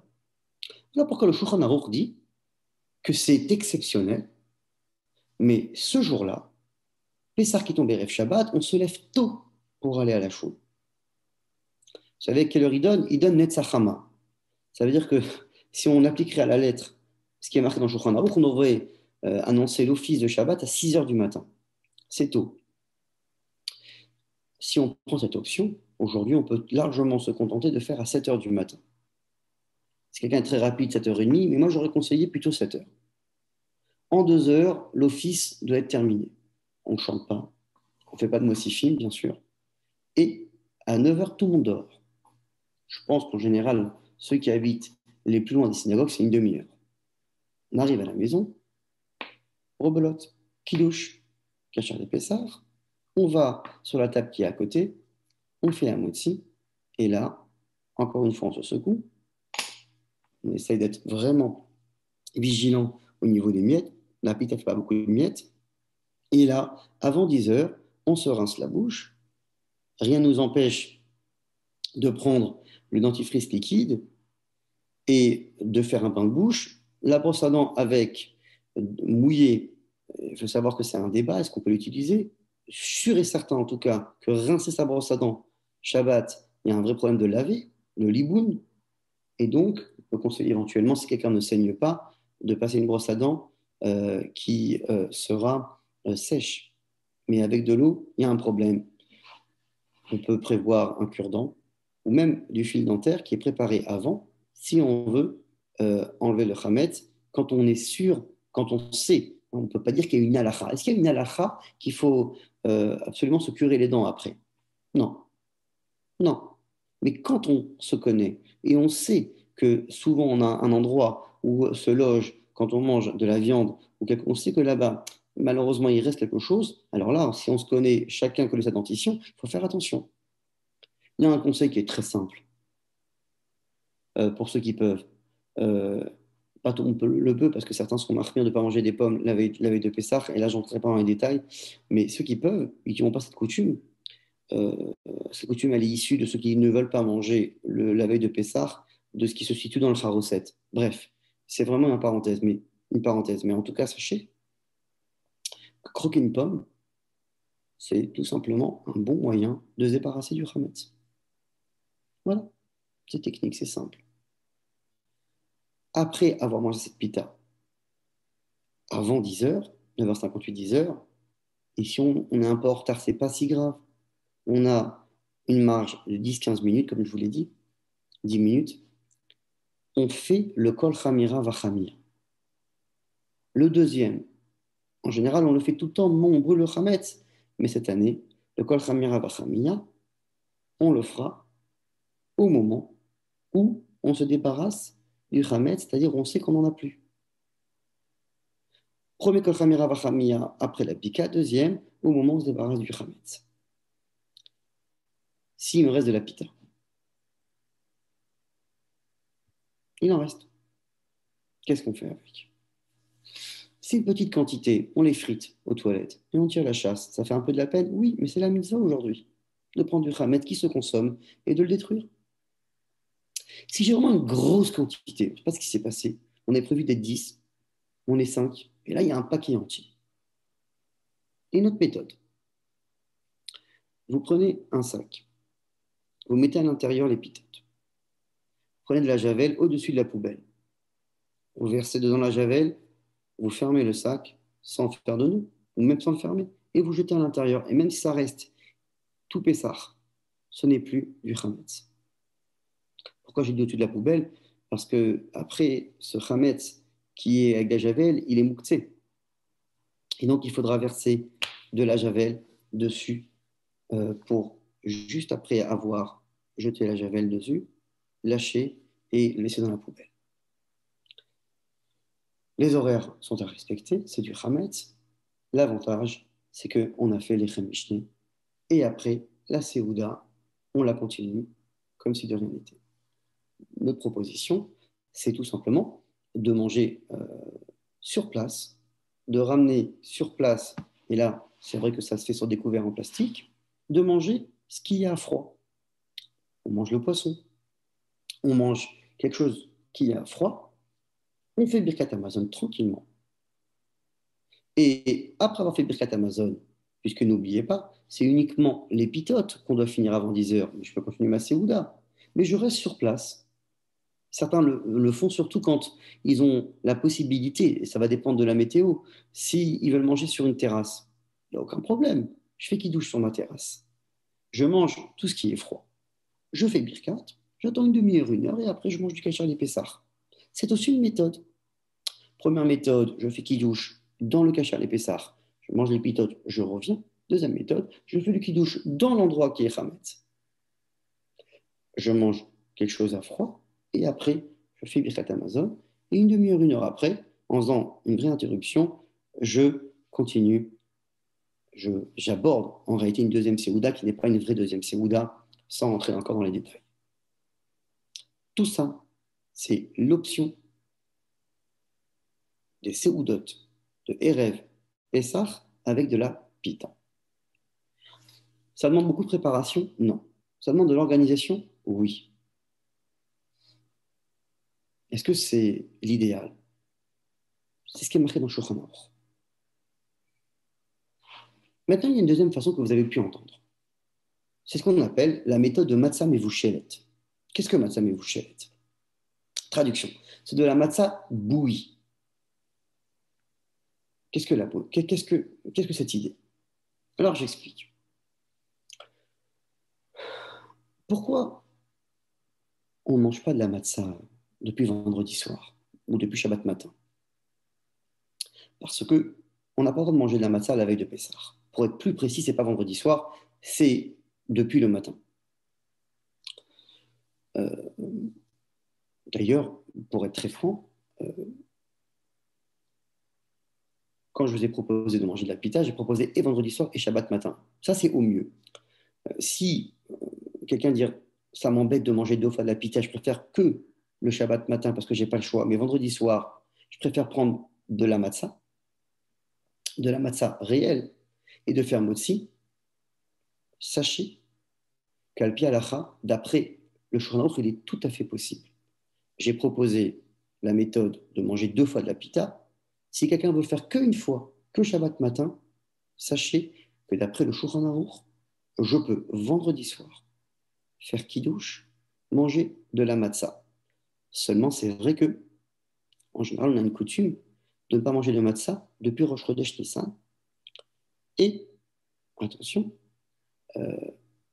débat, pas d'après Shulchan Aruch, mais d'après le bar, que vendredi soir aussi, on devrait ne pas manger de la matzah qui est faite à l'eau, la matzah à l'eau, la matzah classique.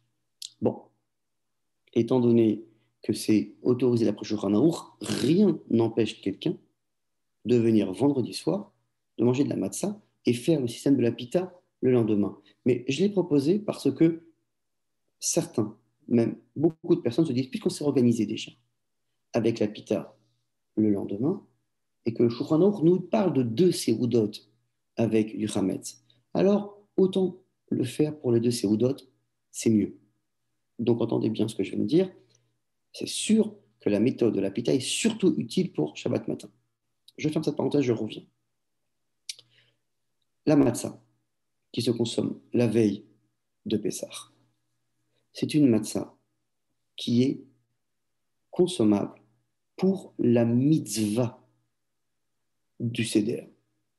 Ça veut dire, les sages ont dit, étant donné que le soir du Seder, tu vas manger de la matzah, attends le soir pour en manger. Tu ne peux pas manger cette matzah la veille de Pessah. C'est un issour. Attends le 15 Nissan. Et là, tu auras la chance de savourer une matzah, mais pas avant. Je réfléchis un peu. Mais si cette matzah ne peut pas m'acquitter du Seder, pour X raison, j'ai le droit de la manger la veille de Pessah. Oui, je sais ce que je vais faire. Je vais combiner une matzah qui est motzi, dont je ne peux pas m'acquitter pendant le Seder. On est très forts, les Juifs. On essaie de passer entre les mailles du filet. C'est quoi cette méthode?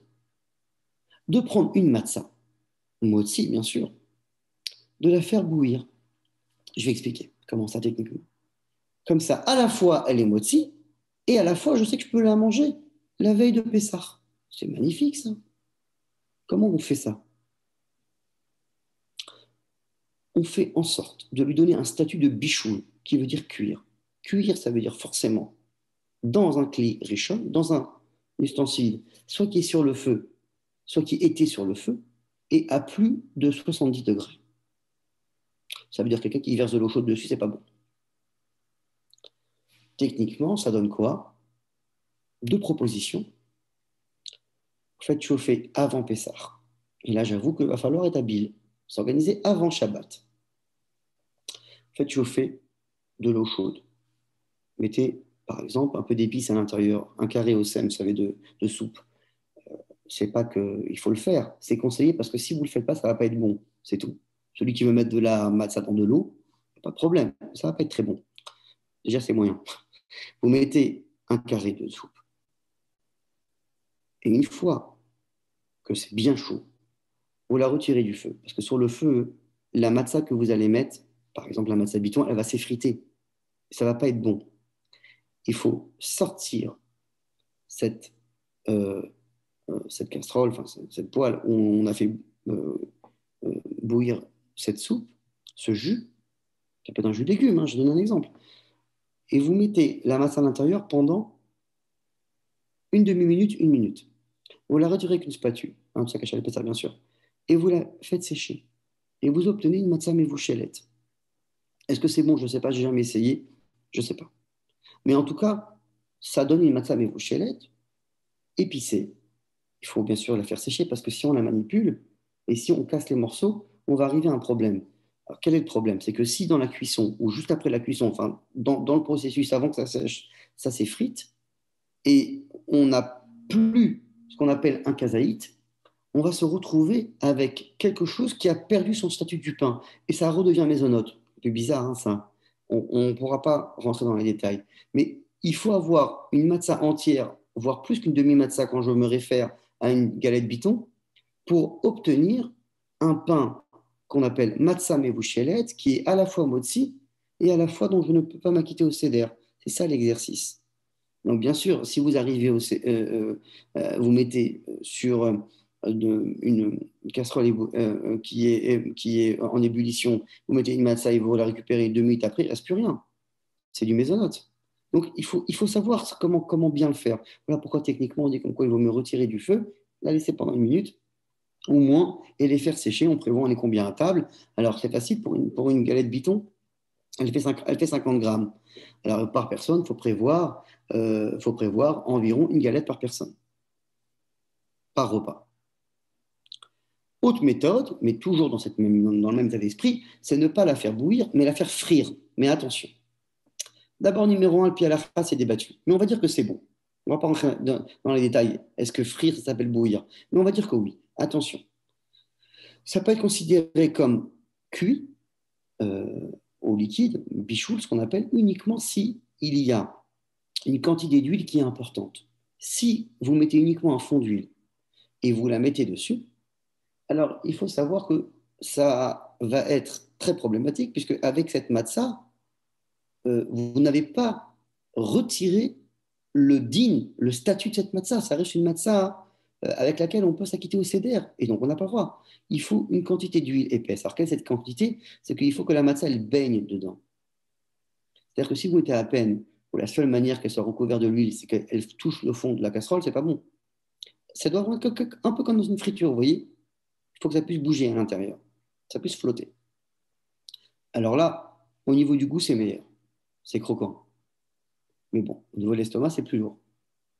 Et donc, vous avez une matzah qui est mevouchelette, vous la mettez, d'abord faites chauffer l'huile avant Pessah, et vous la mettez à l'intérieur, vous la récupérez, c'est de la matzah qui est mevouchelette. Voilà. Quel est l'avantage dans cette méthode? L'avantage de cette méthode, c'est qu'il n'y a plus de trametz à la maison. C'est génial. Pas la peine de se presser le matin. C'est vrai. Après, le seul aspect dont il faut faire attention, c'est techniquement, est-ce que c'est faisable? C'est-à-dire bien préparer cette matzah. Est-ce que c'est bon aussi? C'est vrai que encore quand c'est frit, ça peut être pas mal, mais à ce qui paraît, c'est pas très bon quand c'est mevouchal. D'accord? Numéro 2, attention, dans la préparation, il ne faut pas se tromper. Ça ne va pas s'effriter, sinon ça devient maisonnote. Dernière chose, il faut savoir que si on fait ce choix, il faut savoir que Alpi Alacha, ce n'est pas le meilleur choix. Alors, le Tzion ne tient pas de ce choix.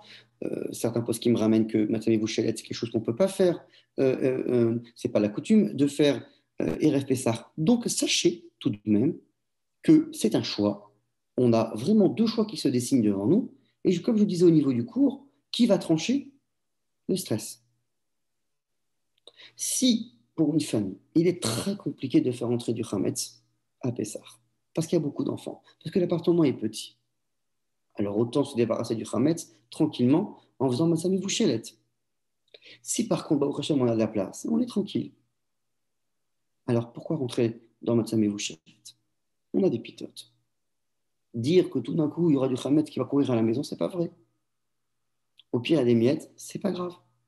Ah, en général, on fait très attention. Cette année, c'est particulier. C'est vrai. Au niveau des horaires, il faut se lever tôt à la synagogue. C'est une fois dans l'année. Voilà les deux propositions. Je dis quand même, les Ashkenazim n'ont pas du tout ce minhag de Matzah Mevouchelet pour plusieurs raisons. Shrouya, l'huile et compagnie. Voilà pourquoi vous allez entendre ces Ashkenazim beaucoup plus cette coutume, beaucoup plus, pas beaucoup plus, complètement la manière de faire avec les pitotes. Chez Saradim, c'est possible puisqu'il n'y a pas le problème de Shrouya, il n'y a pas le problème de Matzah Mevouchelet à part certains poskim Saradim, etc., etc. N'oubliez pas que Matzah Mevouchelet, ça va être quelque chose qui est possible uniquement en journée Shabbat.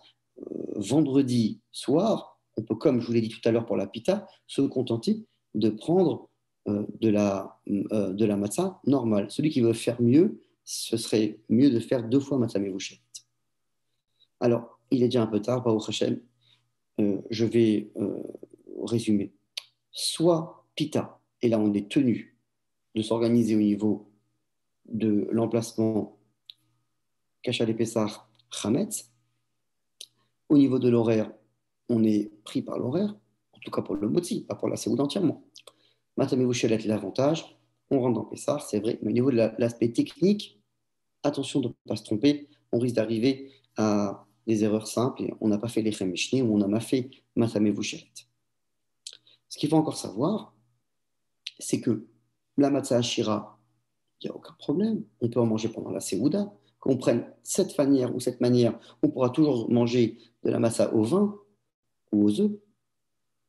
Mais attention, cette année, à partir de 16h05, 16h10, on ne pourra plus manger une quantité importante de matzah ashira. Et donc, Seouda Shlichit, on le fera soit avec la matzah ashira un peu plus tôt, vers 15h, soit à partir de 16h05, 16h10, on fera sur des fruits ou sur de la viande ou du poisson.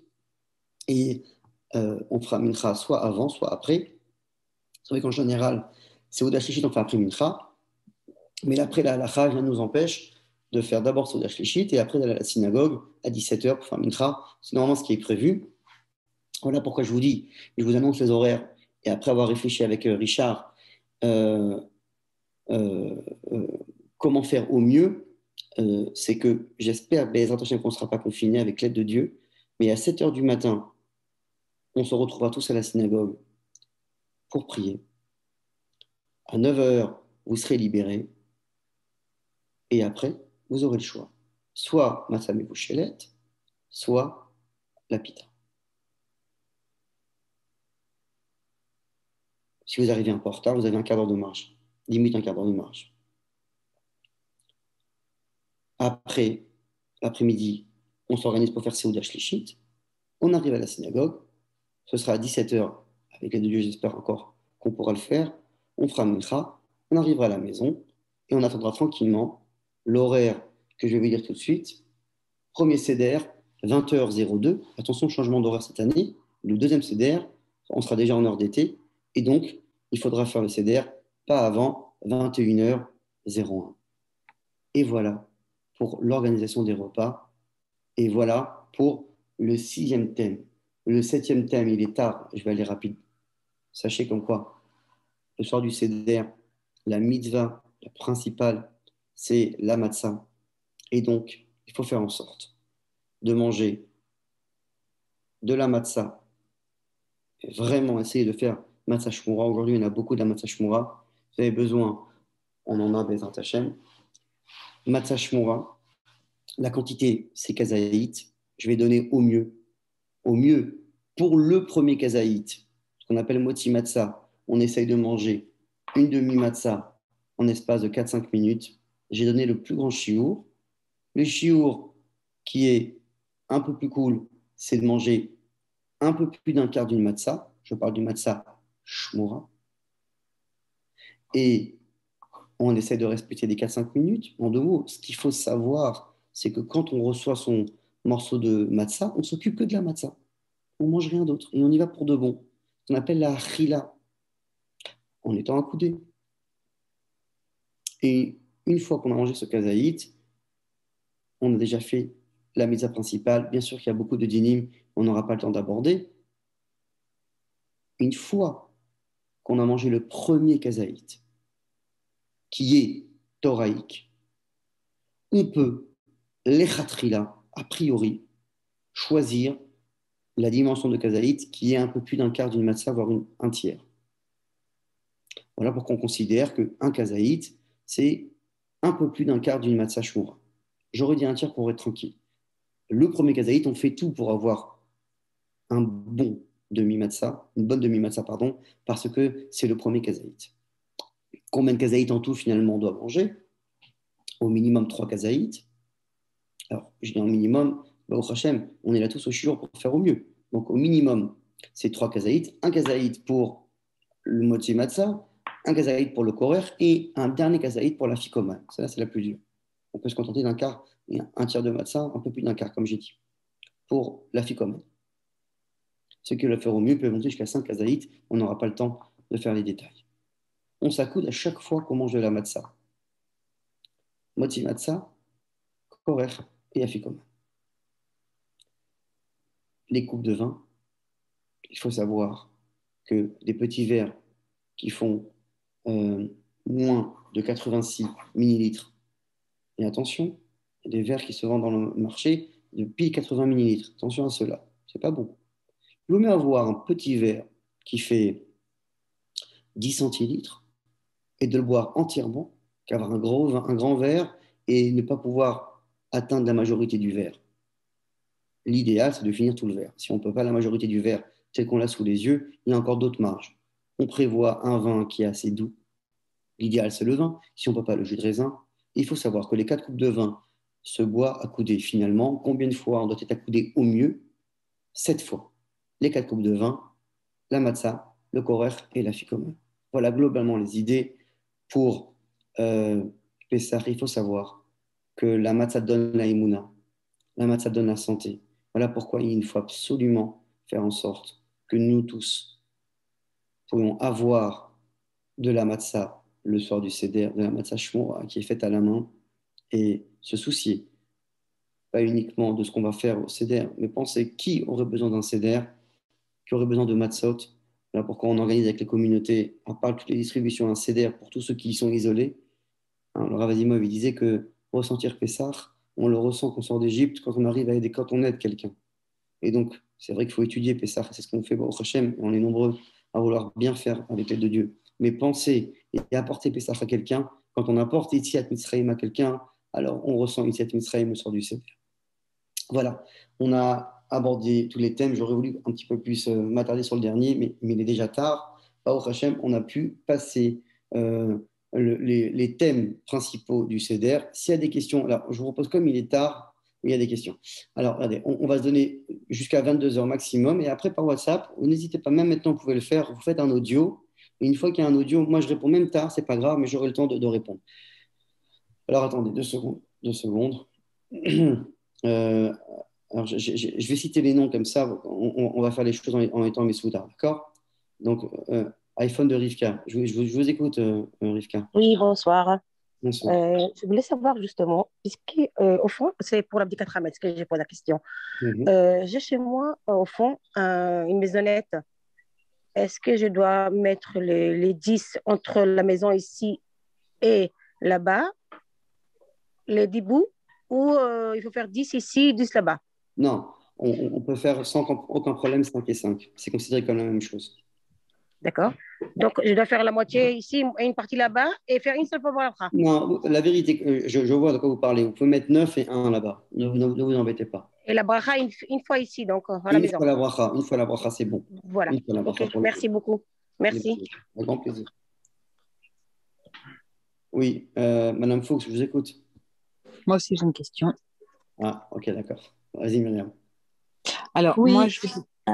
pardon, allez-y. Allez-y, pas de souci, allez-y, Myriam. Vas-y, Myriam. D'accord. Donc, moi, je voulais savoir, j'ai entendu, je suis arrivée un petit peu en retard, désolée, au cours. J'ai entendu dire que si pendant, quand on n'est pas Pessar, par exemple maintenant, on fait une confiture ou on fait une salade cuite à base de tomates, des choses par Hametz, on a le droit, dans des kélim pas cachers les Pessar, on a le droit de les manger pendant Pessar. Est-ce que c'est possible? Non. Ça dépend, la vérité. Alors, La confiture ou des choses, des légumes avec des produits cachers les Pessar. Il y a certaines choses où on dit que il y a certains aliments, on dit que quand ils sont cuisinés, automatiquement, ils rendent le hametz pagoum. Mais c'est uniquement certaines choses. On dit ça sur la confiture, mais sur un plat en général, on ne dit pas ça. Et à part ça, ça c'est composé aussi sur une autre idée, c'est si la marmite elle-même, elle était après 24 heures. Les khatrila, je conseille de ne pas rentrer dedans. De ne pas le faire. D'accord, non, mais j'avais entendu cette chose-là, donc je voulais savoir. J'ai jamais entendu ça de ma vie entière. Hein. Oui. Donc je voulais savoir, c'était encore une nouveauté ou je sais pas. Vaut mieux pas le faire, vaut mieux pas le répandre, quoi. Non, mais que non. Ça, on va arriver à plein de questions dessus. Il suffit que ce soit mal lavé, on arrive à des chélotes à Pessar. Il ne faut pas rentrer dedans. C'est une chéla à Pessar, on s'est trompé et c'est arrivé. Alors là, on pourra s'appuyer dessus. Merci beaucoup. Merci beaucoup. Madame Fouque, je vous écoute. Oui, bonjour. Allez-y, je vous écoute, Valérie. Oui, alors je voulais juste savoir, en fait, pour le samedi, vous avez dit qu'il faut manger une pita avant 10 heures. Et après, pour le repas de midi, en fait, on mange de la matzah ashira, c'est ça? Après, une fois qu'on a, mangé, rapidement, à partir du moment où on a fait motzi le matin sur de la pita, on se rince la bouche et après, on peut manger sans aucun problème matzah ashira. On peut continuer la souda matzah ashira. Et donc, on aura le début du repas avec de la pita. Et quand on est en plein repas, c'est déjà de la matzah ashira. Et même si on peut le manger dans le jardin, on peut la manger dans le jardin et on fait le birkat tout ça, du coup. Alors, si on a un jardin et on fait dans le jardin, automatiquement, ce qu'il faudra faire, j'ai proposé de faire kidouche et motzi là-bas. Il y avait deux propositions. Je fais kidouche et motzi sur la terrasse ou dans le jardin. Et je mange à froid là-bas. Je peux carrément manger une partie de la seouda. Ou alors sinon, et là, c'est un sujet que je n'ai pas encore vraiment abordé, mais bon, je réponds à la question, c'est que si je suis vraiment en face, par exemple, j'ai une terrasse qui donne sur le salon, et je vois le salon, j'ai le droit de faire kidouche à l'extérieur, de manger la pita, de me rincer la bouche et compagnie, et après, je finis la seouda à l'intérieur. C'est possible. Kidouche et motzi sont indissociables. Les motzi doivent être au même endroit. Au même endroit, sont indissociables au même endroit. D'accord. Attention, quand c'est extérieur et intérieur, quand c'est au sein même de la maison, on a dit qu'on fait kidouche à table, on va dans le salon manger la matzah et après on prend toutes les miettes, on les met aux toilettes, on se rince la bouche, etc. Et après on revient à table. D'accord. Oui. Oui. Mehdi, non, c'est maman. Non, c'est moi, c'est Alain. Ah, excuse-moi, vas-y. Je t'écoute, Alain. Si on est confiné samedi matin, on fait quoi? Eh ben, on mangera plus de pita. Non, je rigole, qu'est-ce que je te dis? On fait notre fila à la maison et ensuite on mange. Notre fila à la maison, oui. Faites vigilant. Ouais. Oui. Ça ne change rien. Chez Miazor. Si on est confiné. L'année dernière, on était tous dans notre maison. Hein.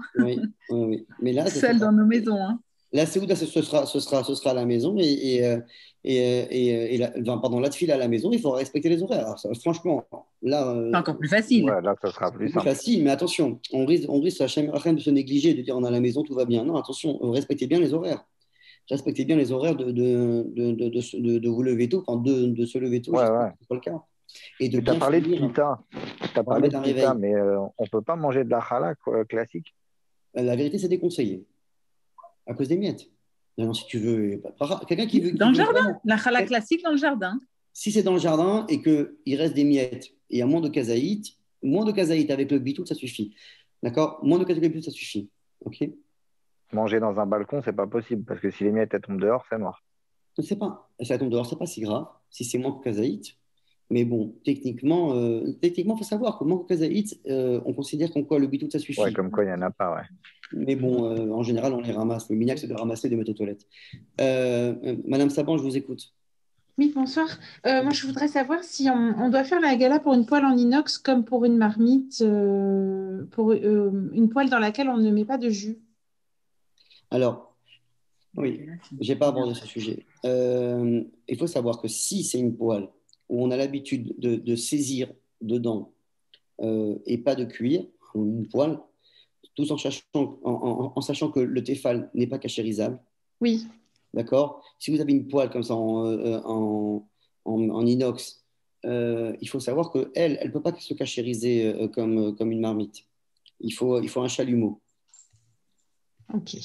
D'accord? Donc, en général, on a une poêle qui est réservée pour Pessah. Exactement. Je n'ai pas abordé le chalumeau parce que je sais que techniquement, dans les maisons, on n'en a pas. Ok, merci beaucoup. Avec grand plaisir. Voilà. C'est encore une question, une petite dernière question, et après par téléphone. Oui, Mendy. Oui, je vous écoute. C'est Myriam Saban. Bah, Oui, tout à l'heure, j'étais surprise, j'ai dit c'est Myriam Saban. Bon. Mendy, à tout hasard, parce que bon, je ne l'ai jamais fait, est-ce qu'il est possible de cachériser un lave-vaisselle? Il y a des tas de personnes qui me disent pourquoi tu ne sers pas ton lave-vaisselle. Je dis parce qu'un lave-vaisselle, même si je le lave et que je surlave, je ne pense pas qu'on puisse le cachériser. Oui, alors d'abord, numéro 1, le lave-vaisselle, c'est débattu. Il y a Orletzian qui pense que ce n'est pas possible, enfin, qui s'oppose à la question, et vous avez Rabovadia et d'autres personnes qui pensent que oui. Alors, si on veut absolument le faire, on a sur qui s'appuyer, ça c'est vrai. Comment faire pour cachériser le lave-vaisselle? Il faut d'abord le nettoyer, c'est-à-dire à l'œil, être sûr qu'il n'y a pas de chametz qui tient, c'est-à-dire de la matière chametz. Une fois avoir nettoyé, on le fait chauffer au maximum avec une capsule, mais au maximum, le programme le plus chaud. Oui. D'accord? Il y en a qui sont marmire de le faire une deuxième fois sans la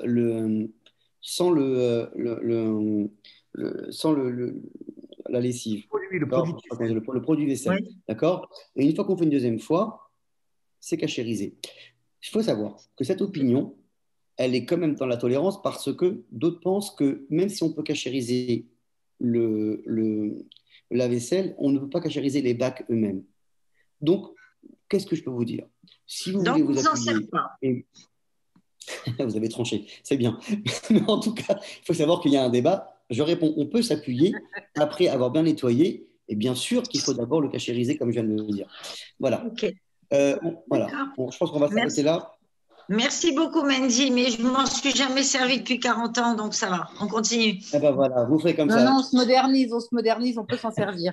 Ben voilà, le débat est levé. Myriam, je ne suis pas d'accord. Myriam. Allez, des bonnes nouvelles. Richard, tu conclus, si tu veux bien nous dire un petit mot. Rien à ajouter à cela.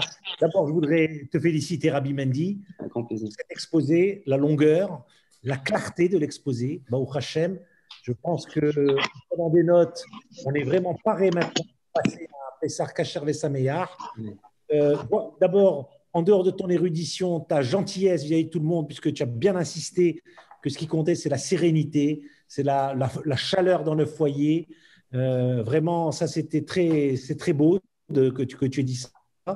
Et puis, voilà, vous souhaitez à tous de très bonnes fêtes de Pessah, en espérant effectivement qu'on ne sera pas confiné. Et si malheureusement on l'est, eh ben on aura la simcha dans le cœur, même si on est confiné, pour faire un très bon Pessah. Donc encore une fois, félicitations à Rabbi Mendy. Merci beaucoup Rabbi Mendy pour le travail que tu as fait, le temps que tu as passé. Voilà, Hazak ou Barour, c'était vraiment très très bien.